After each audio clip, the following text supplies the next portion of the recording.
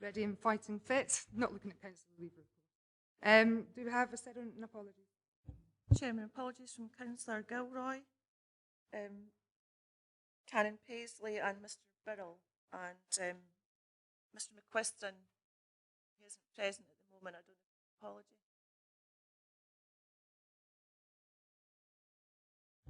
Members, do we have any declarations of interest? We move to item 3 of the agenda, the minutes of the 13th of November 2012. I've picked up a couple of things on page 6 of 102 at the top at 4.4 and 4.5, and I'm assuming that the transition activity in those two particular points should read as transition rather than transaction. With those amendments, I'm quite happy to move them in.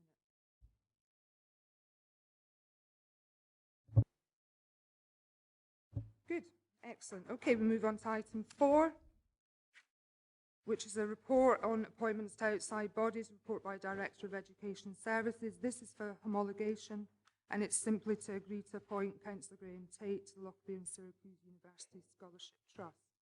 Are members happy with that? Say it's only here for homologation.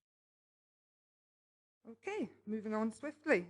Item 5 is our 6-monthly assessment of business plan performance and performance reporting. I think at this point it's important to note that the report indicates that the service is on target with 89% of its objectives, with other targets being closely monitored to ensure performance remains on track. Obviously, we have a couple of highlighted points within the performance report which highlights numeracy, and this is one of the priorities for improvement within schools in 2012 and 2013. Other areas of performance will also be closely monitored to ensure targets are met, including the staff absences, attendance, performance reviews, parental involvement and exclusion rate. Last year has been a good year for Dumfries and Galloway schools. Attendance has been high, exclusions low and achievement and attainment very good. And I think the point I'd like to make on this particular report is that we have an awful lot of percentages and stats and ticks and ambers and reds and such like, but behind those stats are pupils in our schools and teachers in our schools who are doing really, really well. And I think they should be commended for that. I have Dr Brideston here to speak to the report and to answer any questions, and the Director will obviously answer any questions from members. Do you have anything further to add? No? I'll open the floor to members. Councillor Lever. Obviously, P7, there have been problems in the mathematics aspect, and I think that's been recovered. I know we've got a plan in place in order to address this problem, but is there any obvious reason why there should be that fall off at that particular point?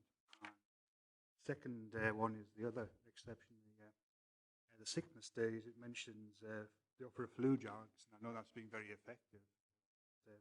What sort of level of uptake are we having in terms of that? How are we encouraging staff to take up? Can I take the flu jag one first of all, please? The winter weather plan, as the inoculation plan, is now complete, and we've got 26 more staff than we had last year, so a slight increase in the number of staff that have taken the flu jag. Unfortunately, it's not quite as balanced between teachers and support staff, and that's where I'm actually working with NHS colleagues next week to look at that in more detail. Uptake for teaching staff has been very good. Uptake for support staff has fallen slightly. So that's certainly something we need to look at in more detail to make sure that staff have got access to the clinics and access after school to in as many clinics as possible. It's been extremely, we feel, in 1 year, it's been very successful. There's been an 11% reduction in working time lost due to cold, flu and viral compared to the previous year. There's quite a lot of information there, but it looks very positive. 1 year only. By March, we should have much more detail. Could we have some sort of percentage in very good? Good. Are we talking about 80 to 90%? Or are we talking 50 to 60%? In terms of? Actual number of staff who are receiving? Sorry, 1,026. And what is that as a percentage? Of our overall workforce, we've got 2,700, but not full-time equivalent. So looking at about, I think it was 58% overall last year. I haven't done the absolute percentage this year, but it was 58% of all staff last year. And I have to say, the first year that the NHS implemented this, they only had a 7% uptake. So they were commending us for the level of uptake we had in our first year. So pretty good picture, I think. In terms of maths and arithmetic, we're aware this data was, well, we had this data last February really, so we've been aware for some time that the maths and arithmetic is not good enough. We've been working with schools. We've got 2 maths secondees, some maths development officers seconded. We have a detailed CPD programme. I was hearing yesterday that all of the CPD for schools, all the training for teachers in schools, it has been oversubscribed, and the development team are out every night bar Fridays this term working with schools to give teachers more strategies for maths and arithmetic. The testing window for this year starts on the 25th of February, so we'll get a good picture this quite quickly where we are this year. Vice Chair? Thank you, Chairman. It was on the same issue. Looking at the P3 and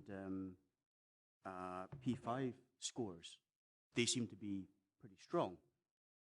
And it seemed curious then that there appears to be something of a dip, perhaps, that P3 and 5, I think we would be broadly happy with, although we always look for continual improvement.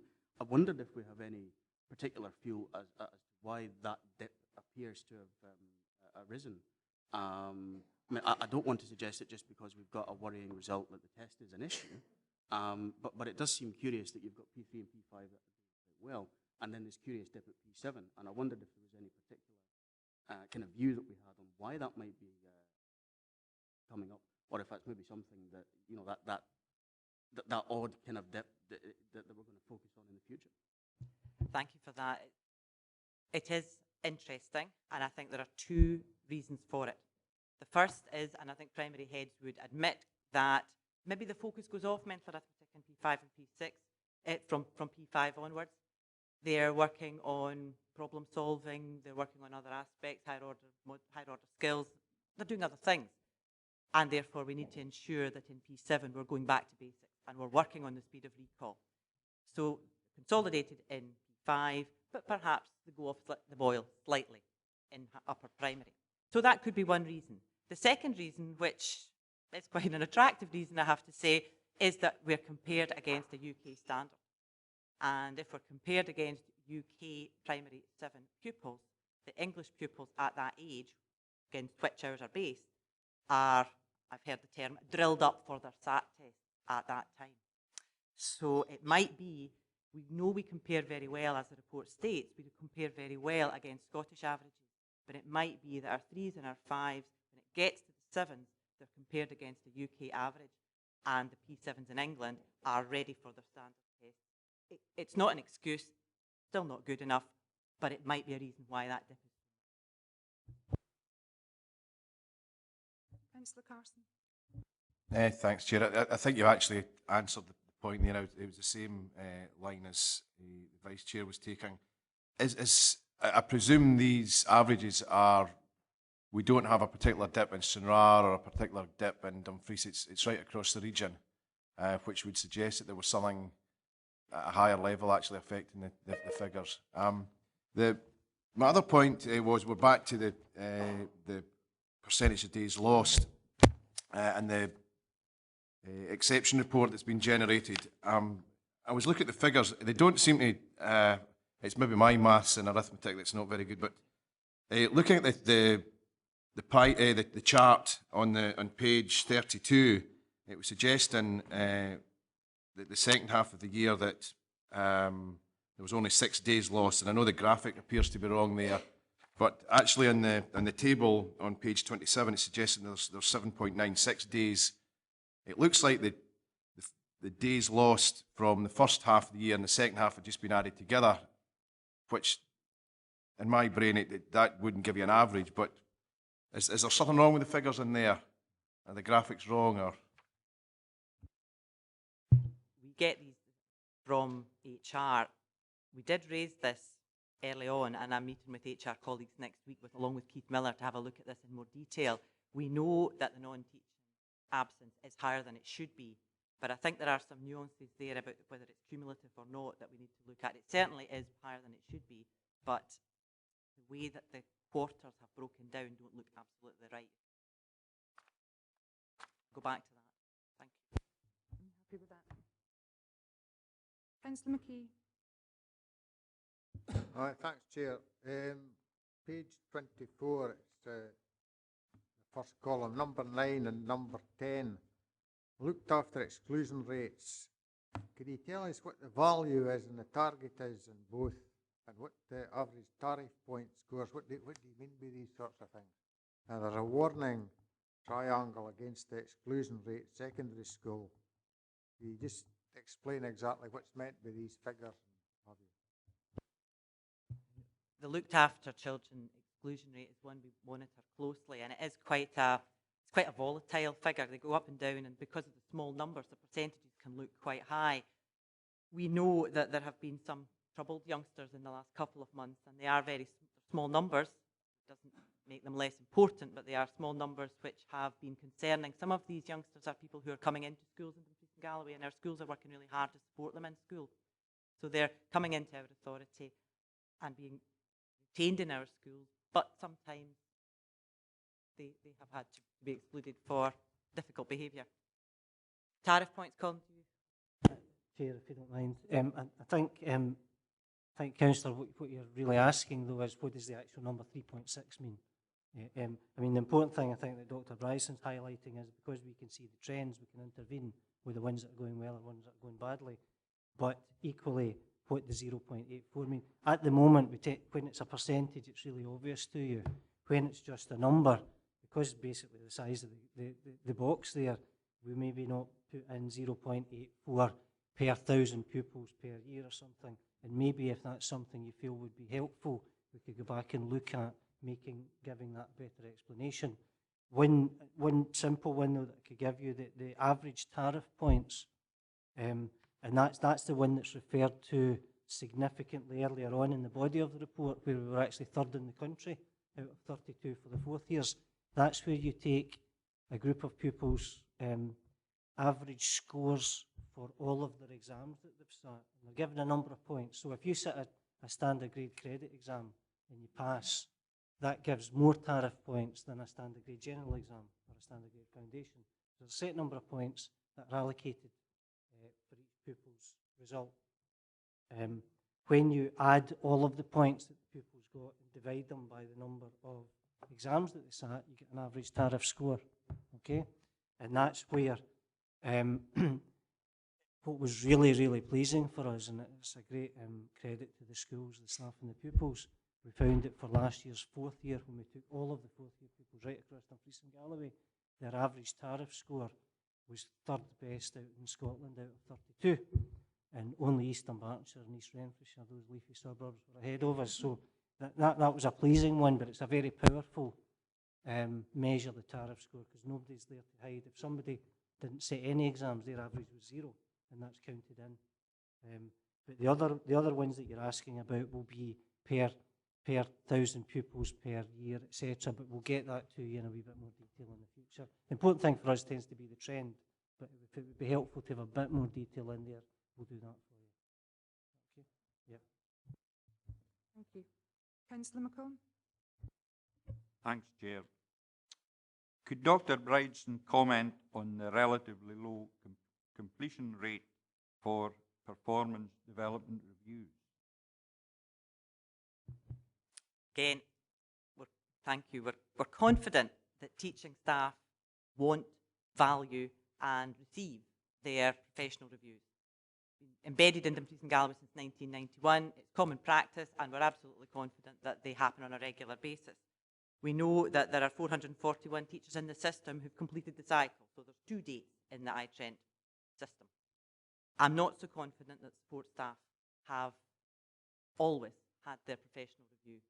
Certainly full-time support staff who are based in one school, we know that there are processes in place for that. But we have a number of supply teachers, we've got a lot of part-time staff, we have staff on short-term or temporary contracts, and therefore the overall percentage looks quite low. These staff are entitled to a performance review, and that's certainly something we need to work to. Councillor Witts. Thank you, Chair. This is obviously a half-year report, and a note on the frontispiece, it says generated on the 14th of December. I presume then that the information would not be to hand. You'll be looking at information, I presume, not later than, say, the 1st of December. I take it that's how it's collated. And that's the time frame, is it? It was actually run on the 14th of December, so anything that was in the system, whether it was right up till lunchtime on the 14th of December, would be encapsulated within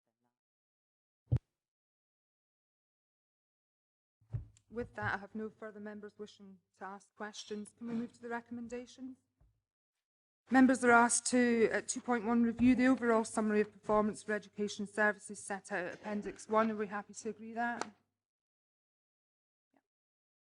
And at 2.2, scrutinise the exception reporting in Appendix 2 and consider whether the actions proposed are adequate to improve performance and future monitoring of areas which have not met the target, recognising the areas of good practice, high performance where the target has been exceeded. Are we all happy with that and with the answers we've been given? Yeah. And at 2.3, agree the proposed amendments to Performance Information for Education Service 2012 to 2015 business plan as detailed at Appendix. Agreed? Good, thank you.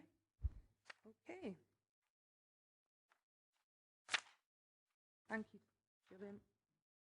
Moving on to item 6, school transport policy review and options appraisal, which is a report by the Director of Education Services, which has been brought forward at the request of members. I know there's been great debate and great concern over the past couple of years about the current transport policy, and we did ask for a fairly in-depth review of what we had, and if we wish to consider any further options or changes to this particular policy, that they be brought in front of members. I have Dr. Brideston and Mr. Patrick here to answer questions on the report, if you have nothing further to add.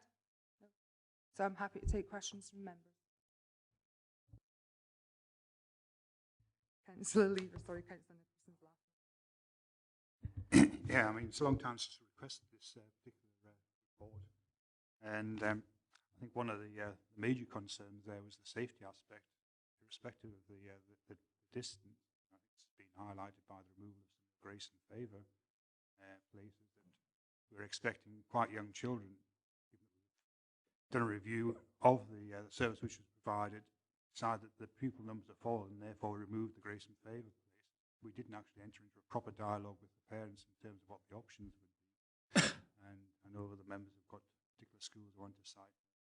As I say, in my role as Labour Group spokesman for education, got involved with the Nethermill parents, and I can totally understand why they were so concerned that there was no discussion with them prior to the removal of the grace and favour places as to how they would actually get their children safely from, say, Park Gate, for example, to Nethermill, which entailed walking along the side of the A701 if that was the option that they took, if they had no other form of transport, which is certainly something I would never do. And I form a bigger target than the average sort of 8-year-old when it comes to the traffic which uses that road, and then down a very narrow road which is used by timber lorries and which has no footpaths at all, no lighting. So therefore, what I think we need to do is to enter into a much more meaningful dialogue, and I know this is going to continue in terms of the review of the grace and favour places. We have to have a much more meaningful dialogue with the parents and the school as to what the options are. Now, note in 3.3 that 89 routes were reviewed in terms of the vehicles with less than 8 seats, but I do think we need to give the parents the options of would you be prepared to actually make a contribution to these routes in order to ensure that your child gets there safely. And I see that on page 37 it mentions option 6, which is actually charging £1 per school day. I presume that's 50 pence per journey, is it? To and from there, raise £43,000. I think a lot of parents would be quite happy to make a contribution knowing that their child could get there, and particularly given the impact it would have on having to skew their day effectively in terms of taking the children to the school, picking them up in the evening, and all the congestion around these schools. Never actually designed to cope with the number of vehicles which are using them. And now that we have got the GIS system there, I think we can actually predict whether a route is actually safe or not, just on the basis of the GIS system. So I think we do need to have a much fairer and a much more meaningful discussion with parents before we actually introduce any changes to the way in which we get pupils to school. Leaving about a little here, but page 38 mentions made of removing option exceptional request number 4, which is children upper secondary stage. Can I ask why we're looking at that at the moment? How many pupils will be affected? And what the savings will be? Because you've got to remember that in April this year, some of the reforms in the Welfare Reform Act kicked in, and that includes bedroom tax. So we could actually end up with people having to move out of the area where their children are going to school outside the catchment area because they can't afford the rent on the property, and therefore, if they choose to move on that basis to somewhere else where they can afford the rent in terms of the number of bedrooms, they will then be penalised in terms of having to then pay for their children to go to the school where they've been for years, where they're about to sit exams. So could we have some sort of information on that? And finally, on page 57, there seem to be an awful lot of what I would think are fundamental targets which have to be determined, like the number of grace and favour pupils, the average cost per mile, and the number of complaints. Don't know why we're still in this stage of having to determine these. I thought these have been tracked anyway.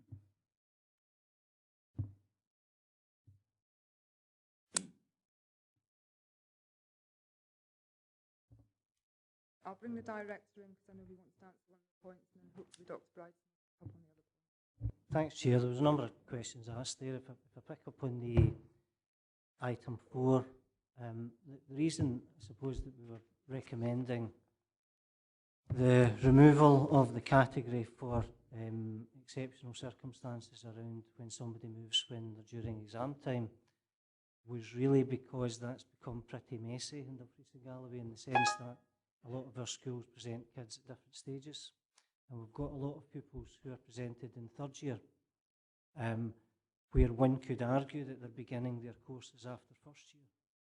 And we were beginning to see anomalies where someone was moving school for just a normal reason, and I fully accept your point about welfare reform, and that's why I think it's for members to decide on number 4. There's a balance to be struck. But we were getting to a situation where almost anybody who moved school in secondary could argue that that was their exam phase, because anything after 1st year you could argue you'd started your exams. And that was becoming a bit anomalous because some people were asking, some people weren't. And we thought it was a bit cleaner to take that one out. But I do recognise the point you're making about welfare reform, and really it's for members to decide on that one. I'll let Dr. Bryson answer your questions first, and then come back with other points, if that's okay. And back on that, Okay. What numbers are we talking about? What sort of cost in order to make the determination? Ms. Gillian was going to answer. There's a lot of anomalies, and I think, as the director highlights, it's not clean cut, and it does raise concerns with other parents who are not. So they're seeing other people being transported, and the reasons are not clear. I don't have the numbers to hand, but there are relatively small numbers. This was not put forward as a savings exercise, but it was more of a policy decision to make a clarity for parents as to whether they were or were not entitled to transport, because it causes us difficulties to operationalise. We will continue to do that if it's member's decision, but it sometimes causes angst with the parent body.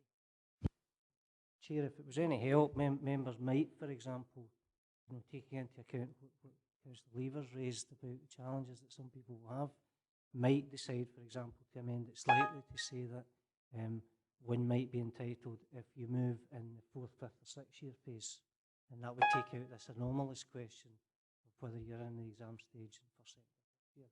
So I think there's either don't take the recommendation, take the recommendation, or amend it to be a bit more clean cut around consistency around 4th, 5th and 6th year. I think there are options there. And the answer to the rest of the Councillor Lever's question. Communication with parents, I think, was a key point, Councillor, and certainly that's something that Douglas and ourselves are working with. Timescales are always important to us. We have to communicate with a lot of parents, and we realise the sensitivity of some of these issues, but we need to engage with parents and schools at an earlier stage. There's always the balance to be struck when things are at an early stage, when we don't have final numbers, start alerting to parents that something that might not happen, because we don't have the final numbers for schools until after the 15th of March, and perhaps even later in some such situations. So we're still developing the capacity of vehicles right up until the end of the session. So unless we get that information earlier from schools and from parents, then we can't determine what the routes and what the vehicle capacities are. So we are working, trying to improve the timescales, and we do absolutely recognise we need to engage with parents, parent councils and schools at an earlier stage, even if it's just to alert them that the route is being used. Yeah, I think it's a very valid point, actually, and communication has been an issue, very much so over the piece, and some parents not finding out until the day before children go back to school whether they actually have transport or not. That they will be very much in the minority, but certainly if we can get a better communication strategy in place and ensure that every parent is informed in a timely fashion, that would be of benefit, I think. And just to add a slight bit to that, we are actually started work on routes at the moment, forward planning as to where we are likely to have issues with smaller vehicles come this summer. The figures, as Gillian said, are very much draft at the moment. We don't know who's leaving and who's coming into the school, but we're hoping by the end of January to have initial discussions with the schools on the areas where we think there may be issues in the summer.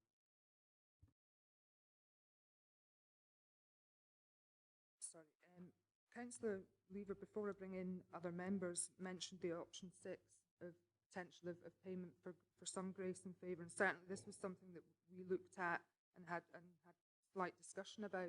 Do we have any indication of how much it would cost to administer that particular scheme? And although it says that it could bring in the order of 43,000, if it costs 42 to bring it in, would it be worthwhile? So I think it might be useful if we could have some information about how much it would cost to actually administer that, which you possibly don't have. I don't have that. I think, though, for clarity, we need to be, what that option is saying is that all of those people who currently have grace and favour, or who would qualify through the policy as agreed, would be asked to pay. Would raise £43,000, to significant financial detriment to those who currently get free grace and favour. That's what that's saying. So that you understand what that means. Do you mean that's across the region? Because of the need for such a sensitive agenda, and members are aware of the emotions that run high when parents lose something that they're maybe used to. We need to demonstrate absolute transparency and consistency, and therefore you can't charge some people for grace and favour and not others. So what that's saying is, as some other authorities do, where grace and favour arises naturally because of spaces in the bus, they charge them. We're saying if we charged for that, it would generate 43,000, which you could put back into something else. But the current situation is that we don't. Councillor Wiper. Thank you, Chair. It was on that subject. The £43,000, I mean, I think it's really important that we know what that would cost if not only the grace and favour children were taking the places, but say the child next door or up the road who didn't have a space in the bus. Are we talking about giving this option to everyone and putting on bigger buses and giving all parents the option of paying £1 per journey? Because it seems really unfair that some children could technically be 100 yards nearer the school and not getting a grace and favour place for the kid up the road doesn't qualify because there's not a space. Surely it would need to be looked at and what it would cost to put a bigger bus on, give parents the option, all parents the option of paying the £1, so that it applies right across the range. As it stands at the moment, this is done on just the existing. You're absolutely correct that this was just, if we were looking at capacity, we would be, for example, 16-seater bus, we've got 11 entitled pupils, then the other pupils would be charged for that £1. I know a number of authorities have a policy that they will charge parents at the beginning of the school year for their non-entitled place, whether or not they ever get a seat. So they are actually charged for the potential privilege. And this is not modelled on that basis. We're basically looking at, we would charge you for a seat if a seat became available, not to be put in a pool of potential privilege. But there are a lot of details still to be worked out on this grant. Our job as officers to make sure members absolutely, completely understand what papers are saying and what policies are. And that's why I want to come back to the point here. The option 6, to charge for grace and favour, is absolutely related to those who currently get grace and favour. It's not about extra places. The point that you're making, councillor, is a really strong one, which is that it would be very difficult to have any policy which extended that. Because where do you extend that to? Do you say you can opt for grace and extra you can opt for paid places if you are 4 miles, 5 miles, 6 miles, etc. So that's another matter, absolutely, completely. And the recommendation as it stands today is to keep the same policy that we've had for the last 25 years, which is if grace and favour arises naturally, don't charge, but that the distance for which parents are responsible for the safety of their children is, as has been for a long number of years, 2 and 3 miles. So the grace and favour, the charging issue is not about extending places. For that, Councillor Marshall. Yeah, just listening to the debate, I think that today we'll decide the policy going forward for the next 4 years, but I do think we should build in some sort of flexibility. That will be the main plank of the policy. But there is issues that can be covered by the current legislation and also the policy that we have that we would probably need to review on a more considered basis going forward. So it's about maybe tweaking and looking at certain aspects of the policy. And the one that Councillor Weaver brought up was with regards to what is the definition of a safe walking route if there is one available. And certainly an example in my ward at Dornoch was that it's 2.9 miles from Annan Academy. So therefore, the situation is you're expecting children age 9. The definition is that they walk on the opposite side of what is the old A75, because that's probably the only route. The bus service would not get them to school at times. So I think we have flexibility that whilst we actually agree the overarching policy, I think we can explore options that could be brought later to the Education Committee. And based on, and really what's it based on as well is the fact that, and it's a more general issue with regards to the Education Department, we've heard for a number of years now that we're predicting a 20% drop in school rolls. What we really need to define now is that, what is the baseline year? Was it 2008? What percentage have we seen across the schools? Because obviously it has a knock-on effect to what was predicted in budgets. And for example, the school transport budget, what would the savings be if we weren't going to have a 20%? Because we need to actually drill down and actually see. So I don't know, what was the baseline date? Was it 2009?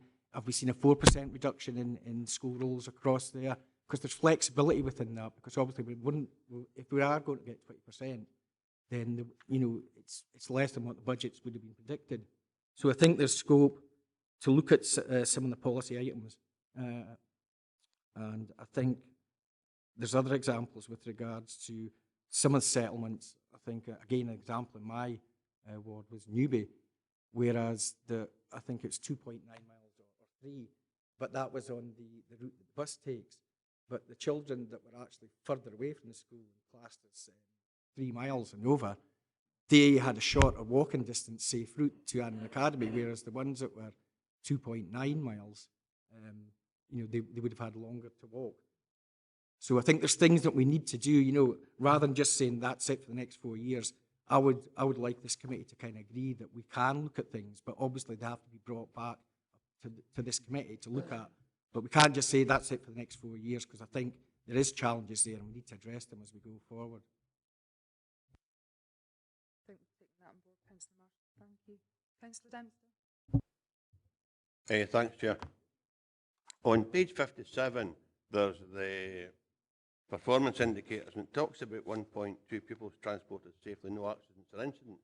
And that might be right on dedicated school transport, but we rerouted a bus with a specific purpose of picking up pupils. And whilst a number of pupils on board, that bus demolished a bus shelter in Money Hive. Now, although there were no only pupils hurt, that should still be reported to us that there was an incident, there were pupils involved, and I would suppose someone might suffer from shock or whatever, but nevertheless, thankfully, it wasn't a major incident. However, there was a bus with school pupils demolished a bus shelter, and that's not reported to members. And I think it should be. That's by the by. Sean talked about examining maybe how we would determine whether or not a pupil might be qualifying for a grace and favour place or transport. We just went through a huge exercise to determine how to prioritise the road gritting programme, so I'm sure it wouldn't be beyond our wit and management to examine a number of circumstances, have a scoring system, and where a pupil goes over that threshold, that pupil is then considered for either transport or grace and favour, or whatever it might be. There was also talk about, and it was calling it, said you should charge everyone and no make it charge some and no others. Well, for school meals and school clothing grants, we means test. There's no reason why we couldn't means test for children, because what you don't want to do is place a family under pressure because of their unfortunate circumstances. So I think that wouldn't be a problem either. And the last thing is, the one thing the report doesn't do, and although it's a comprehensive report, it doesn't address issues that are raised by every member. It doesn't show us how much we were paying for the status quo. That would have been helpful had it been included in this report, and how much it would cost to deliver that. Because there's one that says a no increase if it's option 1, but that doesn't say that was the former status quo. That's as things stand now, as I understand it. So I think we should have included the status quo, because there will be a feeling among parents that we've not really addressed the issue. We've looked at school transport, we've considered a number of options, but none of them consider reverting back to the system that was operational before last year. Chair, again, Offering the direction. I honestly have tried to explain this quite often. We've got exactly the same system. We have not changed policy. No change has taken place. It's in terms of policy, and it's dead consistent. There's been no change. In practice, what happens every year is that some children fall in or out of grace or favour, depending on what routes go through. Because we've got a more efficient, what you were highlighting earlier, it is within our wit to determine where kids are and what kids are eligible or not, and we've got an efficient mapping system, and Douglas could talk about that. So we haven't changed policy. Option 1 is exactly the same policy. It's just that under the policy, some people lose grace and favour because they're not entitled to transport. What you're being asked to vote today on, or agree or not, is to keep the policy that we've had for the last 25 years or change it. The only way that you could bring back in a lot of the people who might have lost out last year is increase the distance of entitlement. And that's what we've done an awful lot of work for you on, is to look what it would cost to increase entitlement. If, again, just as by way of explanation, if you took some of the pupils who lost grace and favour because of a more efficient route, if you made them entitled and gave them free places, you would have to give everybody across Dumfries and Galloway those free places up to that distance. We've highlighted for you what that would cost. So we have the same policy, and what we're recommending at the moment is no change to policy. It's option 1, and all the costs are there. Sorry, I'll bring you in a moment. Just before I bring in Mr. Patrick, I think if you look at page 55 of 102, that gives the full detail of the School Transport Commission, which is essentially the cost that we are currently paying for our School Transport Commission and our additional support for learning. Councillor Marshall, do you want to come in before Mr. Patrick? Just on that point, I think what we're asking for, though, as well, is to maybe take more cognizance of the policy we have in place.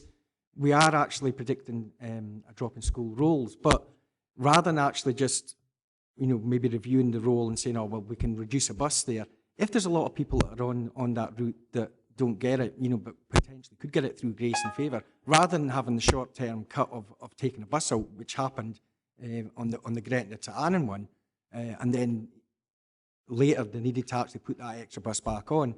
There should be flexibility built into that to say there's an opportunity there, because obviously we are going to make savings. It's logical to assume that we're going to make savings if we're going to drop 20% over whatever number of years. So I think we're asking for that flexibility, not to be kind of, all right, so these numbers there, we'll just cut that bus there.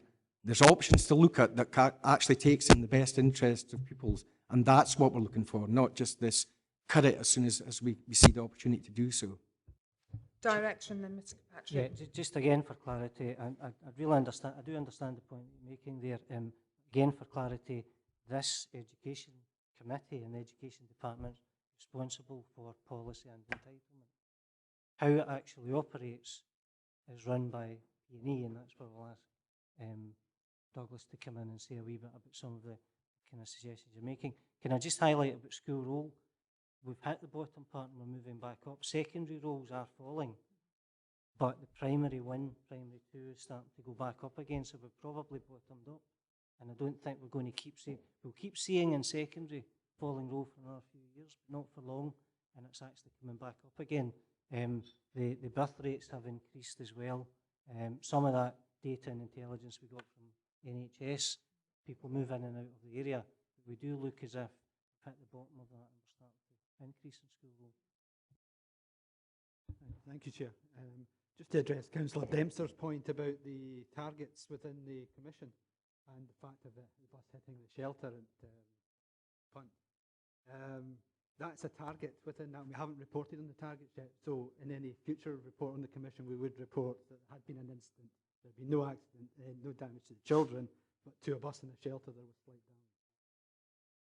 damage. With respect to the process, we are commissioned by education to deliver the most efficient and effective transport we can, and we are given a number of entitled pupils, and then we have to develop the transport around that entitlement. In cases, and that usually sits on bus size, so if there are 14 pupils, we'll get a 16-seater.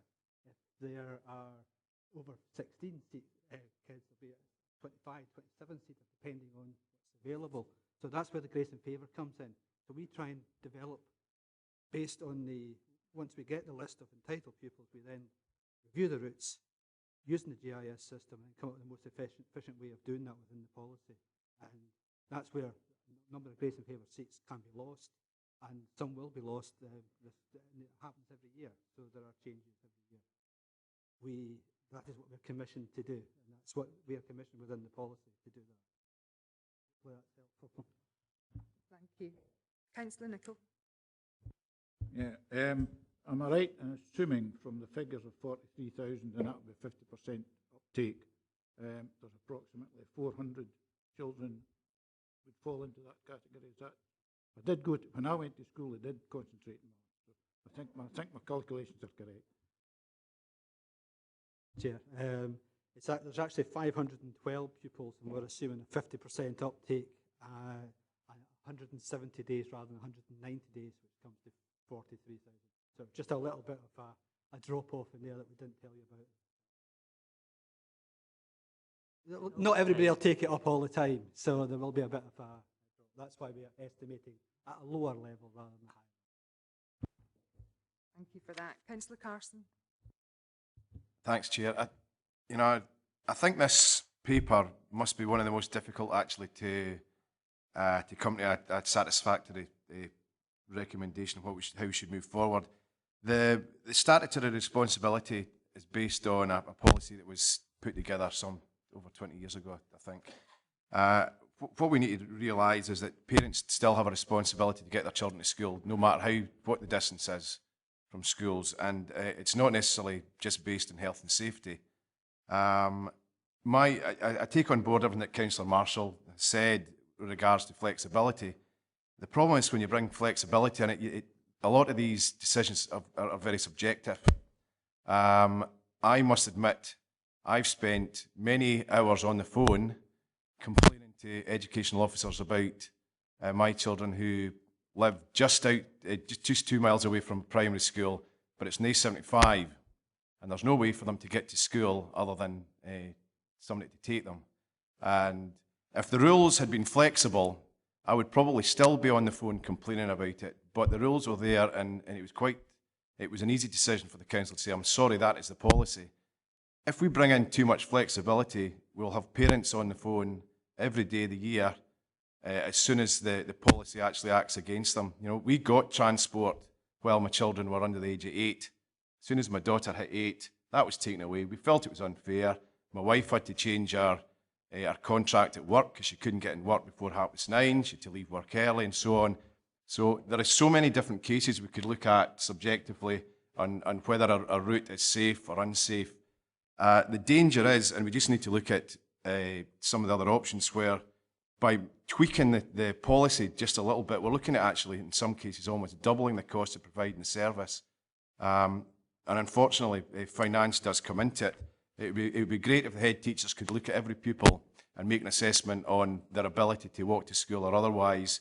But I think if we make it too flexible, it's just going to put a huge burden on education staff to make decisions.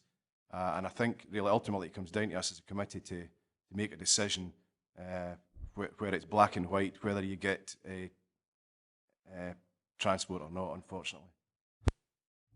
For that, Councillor Carson. I have 2 first-time speakers and then 1 second-time speaker, and then we'll possibly move to more first-time speakers. Councillor McComb. Thanks, Chair. I'm looking at the exceptional requests here on page 38. What is the position with regard to pupils living in the catchment area of a school where no places are available?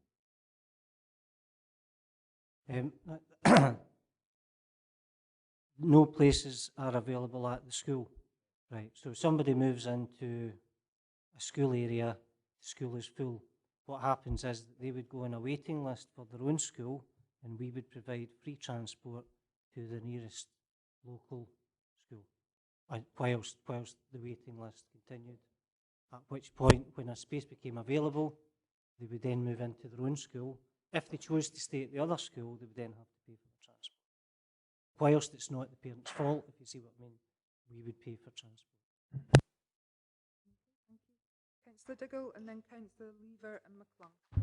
Thank you, Chair. I was just wondering whether you could tell me the additional cost of, say, putting on a 16-seater bus for, say, the Templeton to Lochmaben route per annum, rather than an 8-seater. And the other question I have is just wondering how many people fall into the category of 3 under the pupils who are baptised Roman Catholic.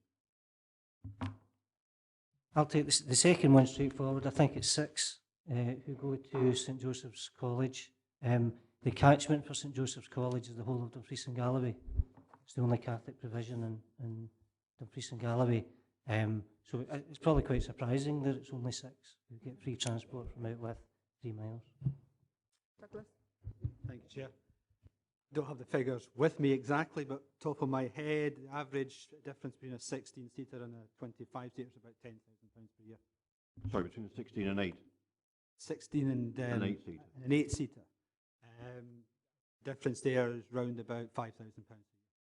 That's top of my head. I can confirm that by email at some point if you like. Thank you for that. Councillor Lever. Yeah, I think Councillor Carson exemplifies what I was saying in terms of having to have the debate with parents as to what the options are. Obviously, his wife having to change her hours, etc., caused a major difference. It may have caused a major difference in the family income, etc. So if you could then have offered the Councillor Carson and his wife the option of putting their children on the bus, then they'd be able to make the calculations of what would be for the benefit of the family. Which, what I say, we need to have the meaningful debate with the parents as to what the options are before we introduce it. And going back, given that we are going to go to the vote, to option 4 regarding the children at the secondary stage, I'm still not happy with not having the numbers before us to make that decision, and therefore I'm not prepared to accept that at this stage. Oh, thanks. Councillor McClung and then Councillor Marshall. Yeah, thanks, Chair. It's just a clarification on a couple of things. Do parents have to apply for the grace and favour every year? And if so, are they informed every year that it's offered and understanding that it could be withdrawn depending on the circumstances? And once the transport is offered, what checks are carried out on the priority list that's given under 341? Certainly, an introduction on members' advice to request parents to apply for grace and favour on an annual basis. We've done that. It was very successful. We work with schools to ensure the forms are given out to parents, and new entrants into Dumfries and Galloway also have to apply. And on the form, they sign on the understanding that they accept the place, on the understanding the place can be removed, and on the back of the bus ticket, I believe, Douglas, it states exactly the same. So parents should be absolutely aware that on a grace and favour basis, it will be reviewed, and they are given 3 weeks' notice. So again, we've introduced that so parents are clear that they have a 3-week notice period, either coming into or receiving or having a grace and favour place removed. Sorry, your second point. Yeah, it's the list of if and when they are given grace and favour, priority places are allocated, checks are carried out, those are actually being applied. Well, certainly my team identify the eligibility, working with Douglas's team. They'll say, right, there are 4 places on the bus, here are the youngsters who are on that route, and then we ensure that the places are allocated by looking at siblings, looking at age, looking at whether they live within the catchment. So that would be my team's responsibility within their eligibility. Thank you. Councillor Marshall is the second speaker. Yeah, it was really just to kind of respond or to clarify to Councillor Carson that I think what I was saying was that it wasn't actually, you know, if we agree a policy today, it wasn't about actually tweaking that, well, if it's 2 miles, then if it's 1.9, I wasn't talking about that. I think what I was saying is, and I think Douglas has kind of expressed the fact that it's maybe when we come to look at the commissioning that we're a little bit more flexible with regards to, you know, I take Douglas's words as we're told we have to look at the most efficient and cost-effective transport. Well, that's fine, but then it gets down to the argument about the cost. You know, it's a 5,000 cost between an 18-seater and a 24-seater. Worth that provision if you get 5 children that are entitled to transport coming into an area, and if you had an 18-seater, you would have to actually extend that anyways. And I think what I'm asking for is mainly on the grace and favour. It's very difficult for parents that, and in fact, it could be 1 month they're actually getting grace and favour, and the next, maybe they're not. So I think it's that flexibility built in that, you know, we look at those so that there's built-in provision that we can accommodate either additional people that are entitled to transport that we can accommodate rather than actually changing the transport method, and at the same time taking cognizance of people that are on that route that could get grace and favour, and, you know, and there's maybe aspects such as, you know, there's not a safe walking route. That's where I'm looking for that flexibility. Have any further members? Well, we've had a good discussion. I think there's been quite a lot of points raised about flexibility and ability to look at individual circumstances as such. We're also being offered a number of options which we may or may not wish to consider. I feel that most of them, unfortunately, are beyond our budget at the moment, and I personally would be looking to maintain the status quo as is, which is the recommendation set out.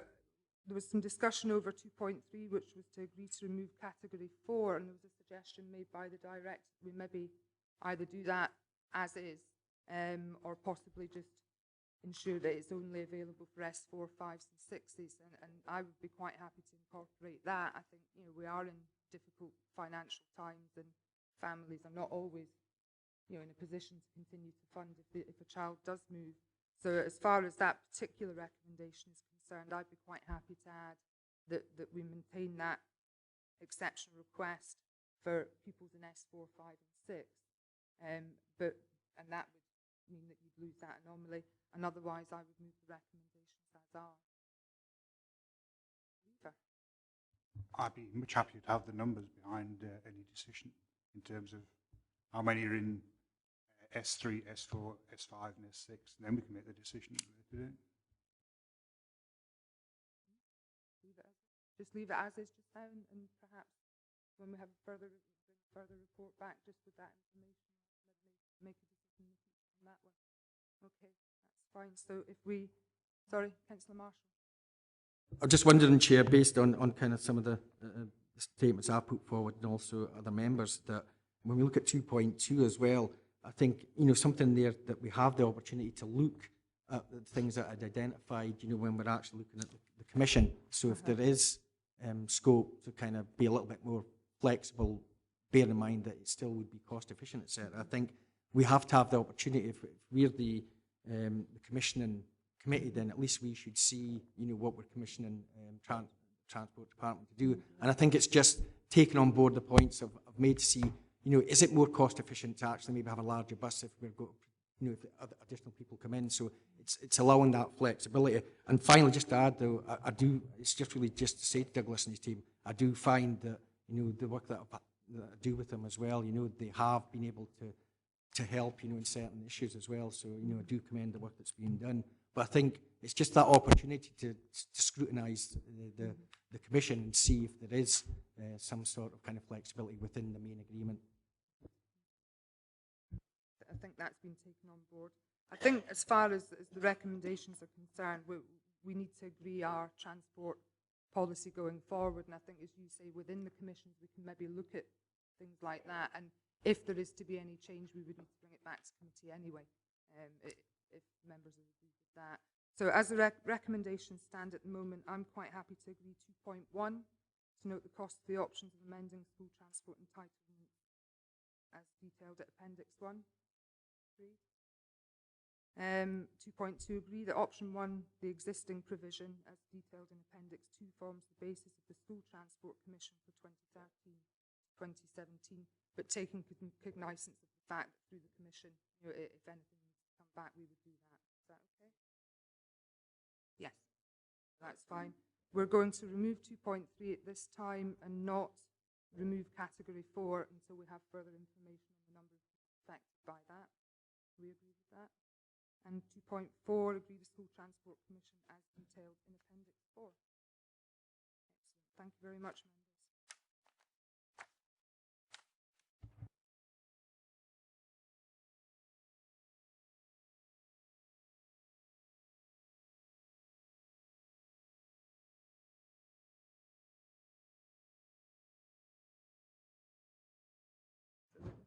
Okay, moving on to item 7, which is a scrutiny of the budget proposals 2013 to 2014, 2015 to 2016. Again, we have a report in front of us with templates of the proposed draft budget savings that have been brought forward by the administration. And I would stress at this point that they are draft proposals. They're here for the Education Services Committee and members, particularly out with the administration, to thoroughly scrutinise and look at the options, ask any questions that they would like to ask. We have Hugh Smith here, who I know is an expert on the GERFEC agenda, and certainly there's some templates contained within there on policy development that are in relation to GERFEC. So if there's any technical questions, I'm hoping that the director and Hugh will assist with that. If there's any political ones, I suspect it'll be up to myself and Vice Chair to deal with those. But I think as we go through this, I don't know whether you want to take them one template at a time, yeah? And please refer to page numbers or, you know, so that we can get a very specific record. Claire is going to keep a scribe of any notes or any questions that are brought forward for members, and obviously we'll review those and put them into the budget process as agreed after. I will open the floor to members. Councillor. Thank you, Chair. A number of our group have a number of questions relating to the templates and that. First one is, we've got them noted down, but the first one is notwithstanding this is template 1, so we'll go through them one at a time. Okay. Notwithstanding the fact it's primarily up to the head teachers how they use their devolved budgets, given the large percentage of the budget that already goes in staffing, can I ask the administration what the calculation is of the likely fall in teacher numbers would be as a result of £600,000 in 2013-14 and £750,000 in 14-15?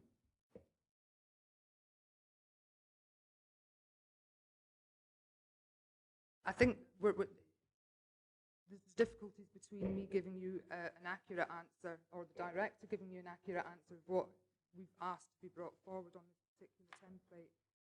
Obviously, it says within the template what the probability will be, and this has been signed off by CMT as achievable and deliverable, and has obviously gone to head teachers through discussion and negotiation, and I think very much gives flexibility within the schools for them to determine where they would like to take, if they indeed take any staff at all, that particular saving within the school. But if the director has a technical answer, I would pass to him as well. Well, sorry, it's not a technical answer. I mean, obviously, that you know, as part of the administration, you obviously done your calculations when you put this forward as a template, yeah. So you should know the numbers.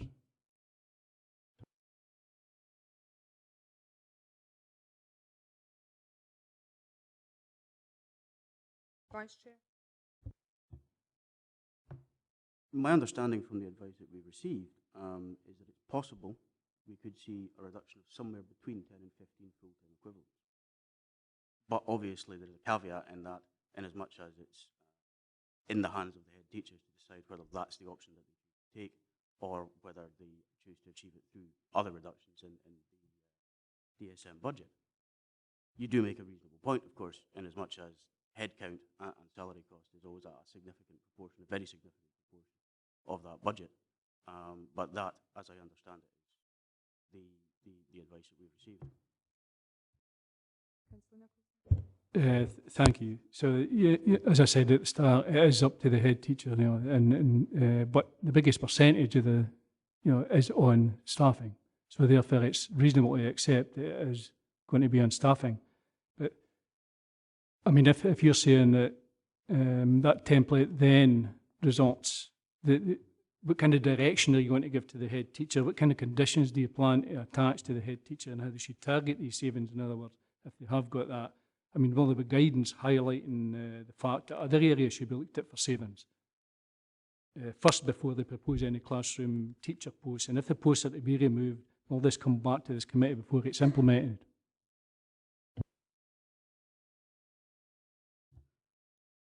Certainly, I think that we would much rather that head teachers look to other options before they look at headcount. But as you said, we can't rule that out entirely. It's simply impossible. And equally, I don't think it would necessarily be reasonable for us to tie their hands and say, in the one hand, we're asking you to look at the best way that you can deliver this, and on the other hand, but you mustn't do X, Y, or Z. I mean, either we are offering them flexibility, admittedly not flexibility in a way that we would want to do. Fundamentally, I would rather be offering them flexibility in spending more money. I think everyone in this room recognises that fact. It would be a matter for the head teacher to determine how they continue to use that budget with the cut that they receive. Thanks for your patience in this, your indulgence.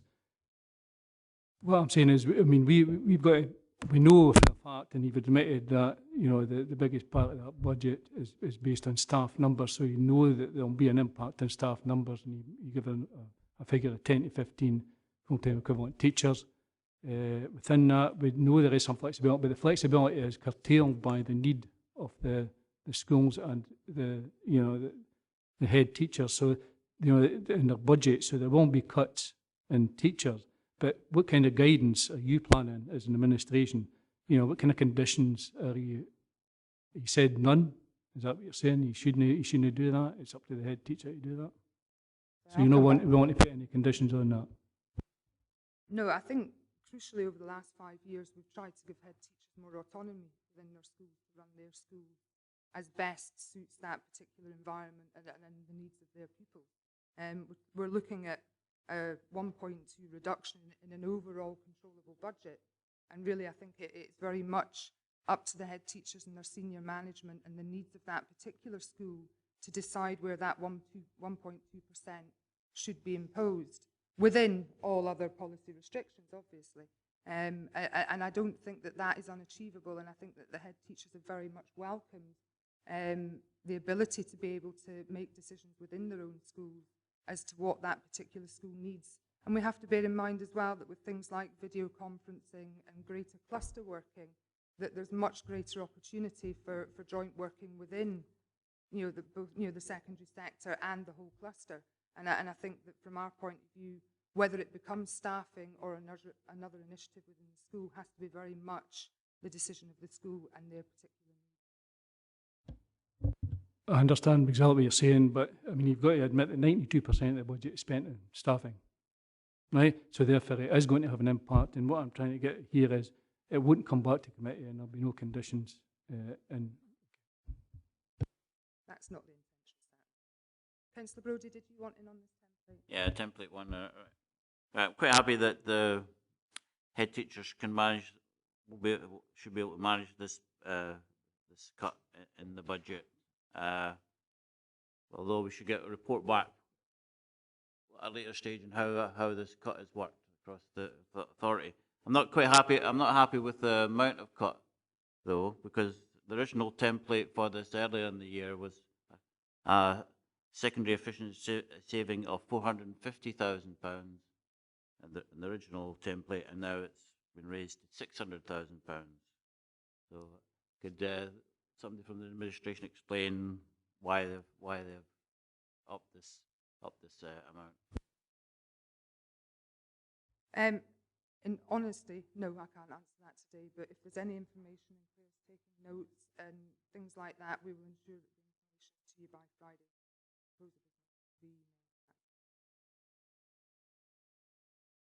Councillor Marshall.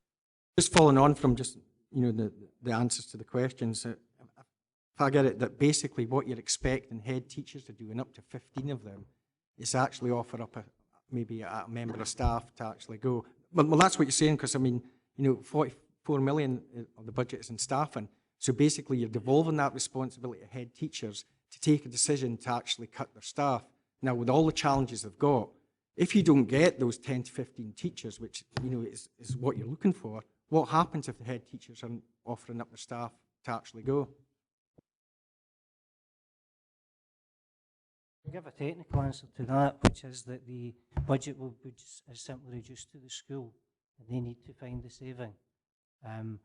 All of the evidence that we've had with Refresh over the last few years is that there continue to be plenty of volunteers in the secondary sector, and if head teachers are choosing to cut staffing by a small amount, you probably will find that they will get volunteers okay. But the schools simply have to make the saving. They're not allowed to run over budget, and we haven't had any difficulty with that. So on a technical point, the schools would manage that.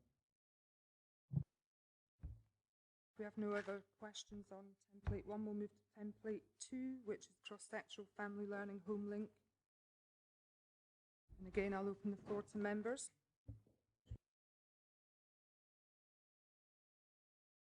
And Hugh Smith will answer any technical questions.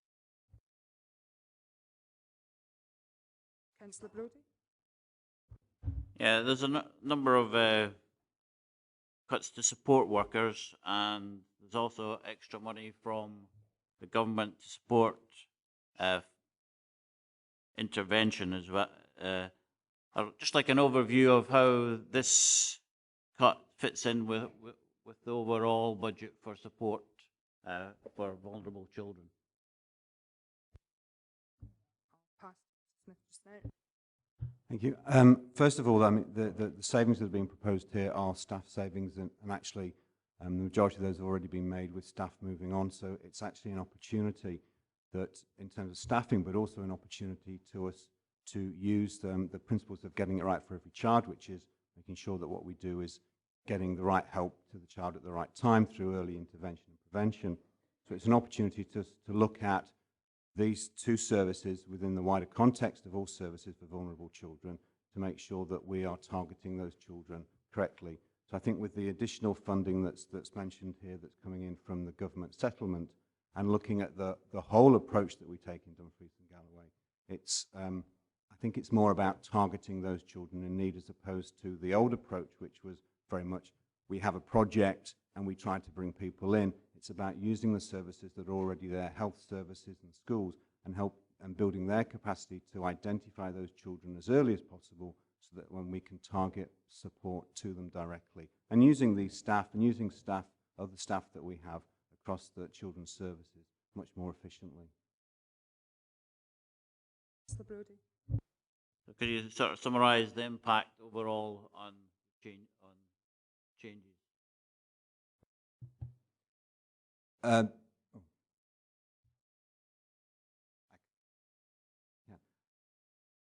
Summarise it is about it's more targeted provision. It's about making sure that every child in Dumfries and Galloway that is identified with those needs is provided with the support when they need it. And I think that some of our performance information is evidencing that's happening.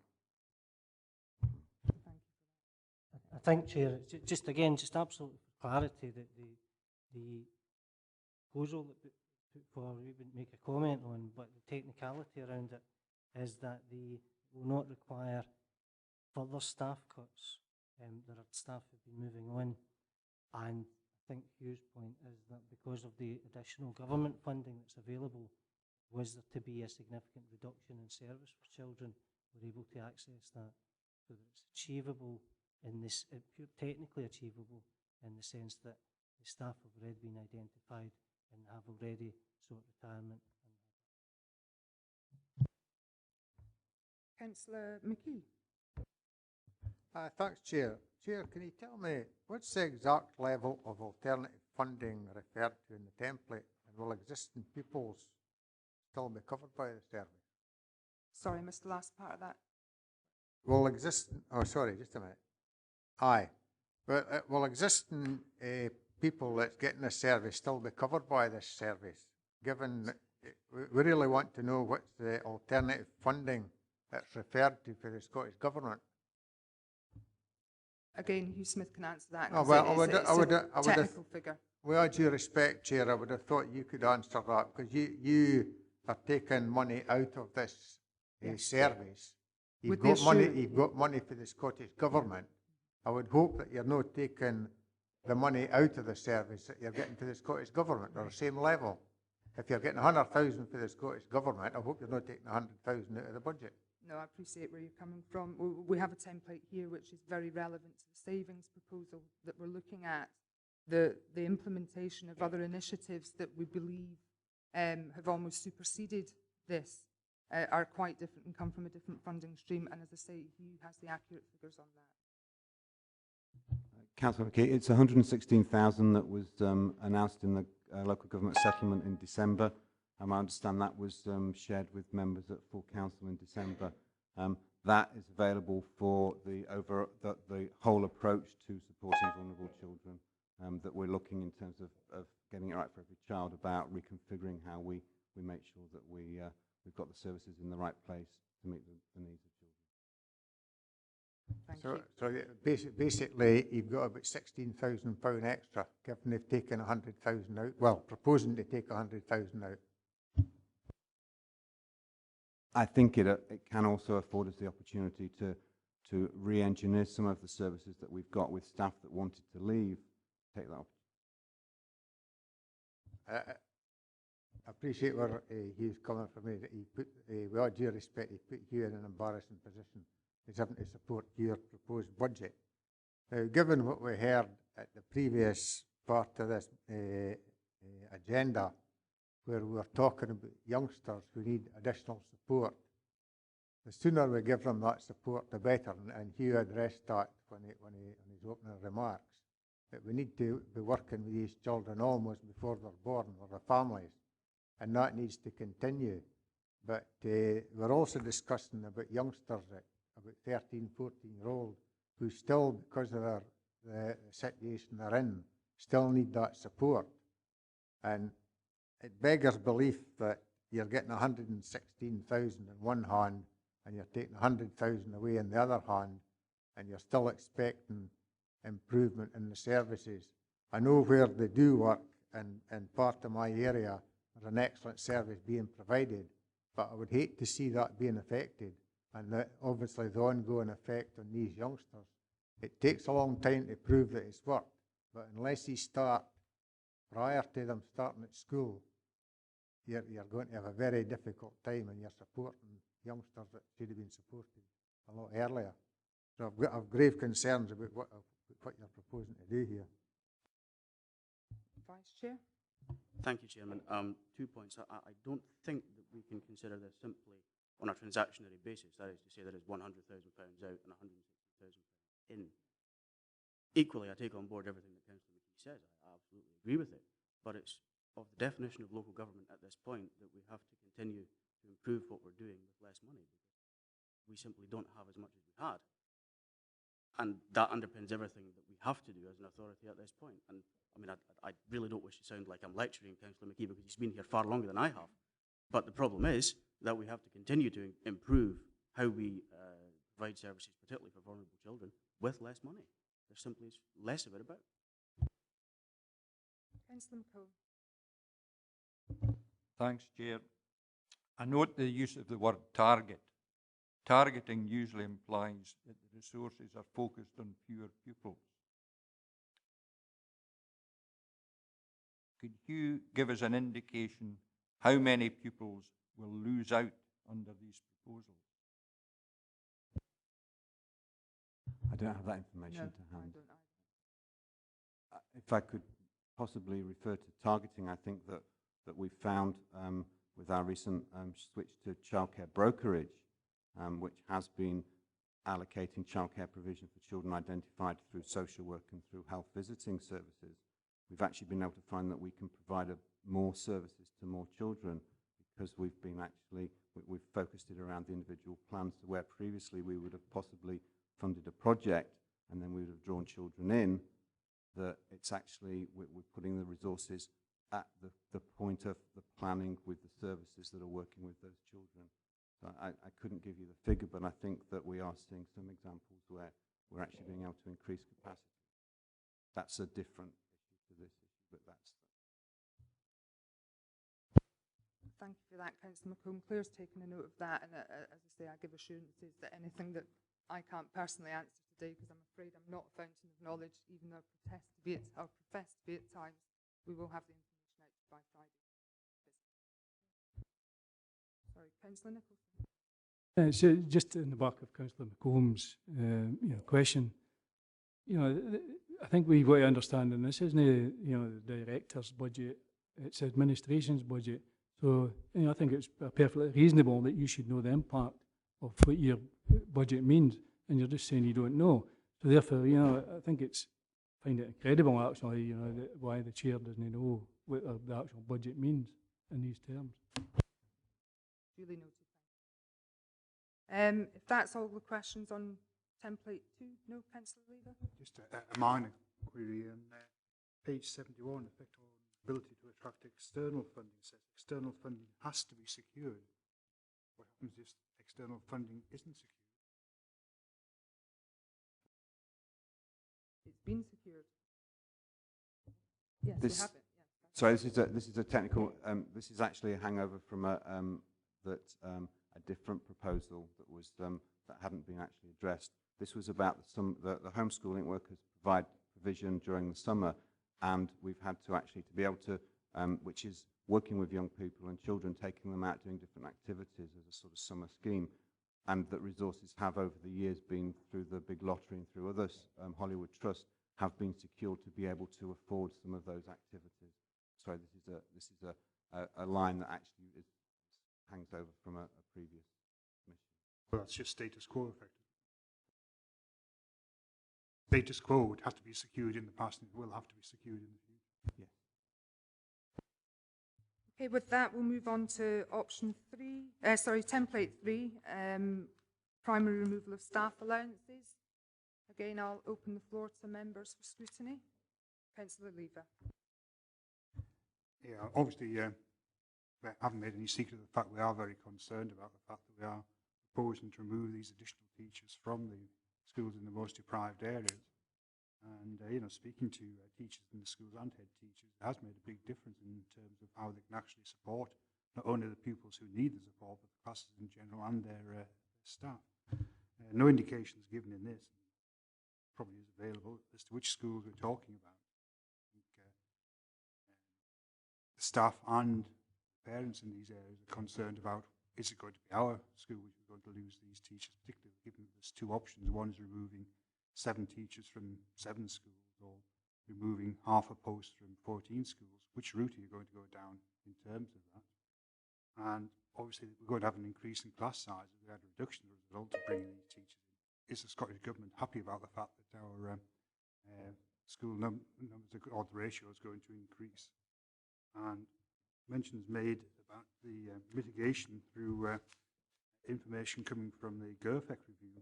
What is that? Because I don't think the teachers in the schools are aware of this. And it's okay, we can remove these teachers as of the beginning of the next school term. But for the other mitigating actions to come in, it's going to take time to do that. What do you see in terms of the overlap? One is a sudden removal of a teacher, another one is bringing in a different sort of assistance to the pupils, the school, and the other pupils who are within the school.